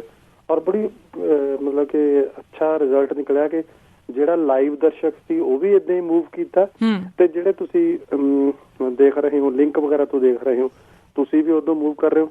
ਤੇ ਦੂਜੀ ਗੱਲ ਜਿਹੜੀ ਤੁਸੀਂ ਆਖਰੀ ਗੱਲ ਕੀਤੀ, ਉਹਦੇ ਤੁਹਾਡੀਆਂ ਜਿਹੜੀ ਤੁਹਾਡੀ ਖਾਹਿਸ਼ ਹੈ ਉਹਨੂੰ ਬੂਰ ਆਲਮੋਸਟ ਪੈ ਚੁੱਕਾ ਹੋਇਆ, ਤੇ ਤੁਹਾਡੇ ਕੈਨੇਡਾ ਦੇ ਵਿੱਚ ਬ੍ਰੈਂਪਟਨ ਵਾਲਿਆਂ ਨੇ ਡੇਟ ਫਿਕਸ ਕਰ ਦਿੱਤੀ ਹੋਈ ਹੈ 9 ਜੁਲਾਈ, ਕੁਲਵਿੰਦਰ ਖਹਿਰਾ ਹੋਰਾਂ ਨੇ ਇਸ ਨਾਟਕ ਦੀ। ਸੋ ਉਹ ਤੁਹਾਨੂੰ ਵੀ ਸੰਪਰਕ ਤੁਹਾਡੇ ਨਾਲ ਹੋਏਗਾ ਸਾਰਿਆਂ ਨਾਲ, ਆਪਣੇ ਆਪਣੇ ਸ਼ਹਿਰਾਂ 'ਚ ਤੁਸੀਂ ਵੀ ਤਿਆਰੀ ਕਰ ਲਓ, ਤੇ ਜ਼ਰੂਰ ਤੁਹਾਡੇ ਕੋਲ ਆਵਾਂਗੇ। ਕਿਉਂਕਿ ਮੈਂ ਇਹ ਸਮਝਦਾ ਵੀ ਜੋ ਤੁਸੀਂ ਦੇਖਿਆ, ਜੇ ਤੁਹਾਨੂੰ ਇੰਨਾ ਅੱਛਾ ਲੱਗਾ ਤੇ ਮੈਂ ਉਸਨੂੰ 15 ਜਾਂ 20% ਹੀ ਸਮਝਦਾ, ਕਿਉਂਕਿ ਲਾਈਵ ਹੀ ਹੁੰਦਾ। ਜਦੋਂ ਤੁਸੀਂ ਲਾਈਵ ਦੇਖੋਗੇ ਤੇ ਤੁਹਾਨੂੰ ਬਹੁਤ ਬਿਹਤਰ ਤਰੀਕੇ ਨਾਲ ਉਸ ਨਾਟਕ ਦਾ ਪਤਾ ਵੀ ਲੱਗੇਗਾ, ਉਸਦੇ ਮੀਨਿੰਗ। ਕਿਉਂਕਿ ਐਜ਼ ਅਦਾਕਾਰ ਵੀ ਤਾਂ ਤੁਹਾਨੂੰ ਸਾਡੇ ਵੀ ਉਸ ਵੇਲੇ ਦੇ ਰਿਸਪੌਂਸਿਸ ਪਤਾ ਲੱਗਣੇ ਚਾਹੀਦੇ ਆ ਨਾ। ਹਾਂ, ਉਹ ਵੀ ਹੁੰਦਾ ਨਾ ਕਿ ਸਾਹਮਣੇ ਇੱਕ ਦਰਸ਼ਕ, ਹੁਣ ਜੋ ਤੁਸੀਂ ਦੇਖਦੇ ਹੋ ਮੈਨੂੰ ਨਹੀਂ ਪਤਾ ਲੱਗਦਾ ਨਾ, ਦੇਖ ਕੇ ਤੁਸੀਂ ਹੱਸ ਰਹੇ ਹੋਵੋਗੇ ਜਾਂ ਰੋ ਰਹੇ ਹੋਵੋਗੇ। ਬਿਲਕੁਲ।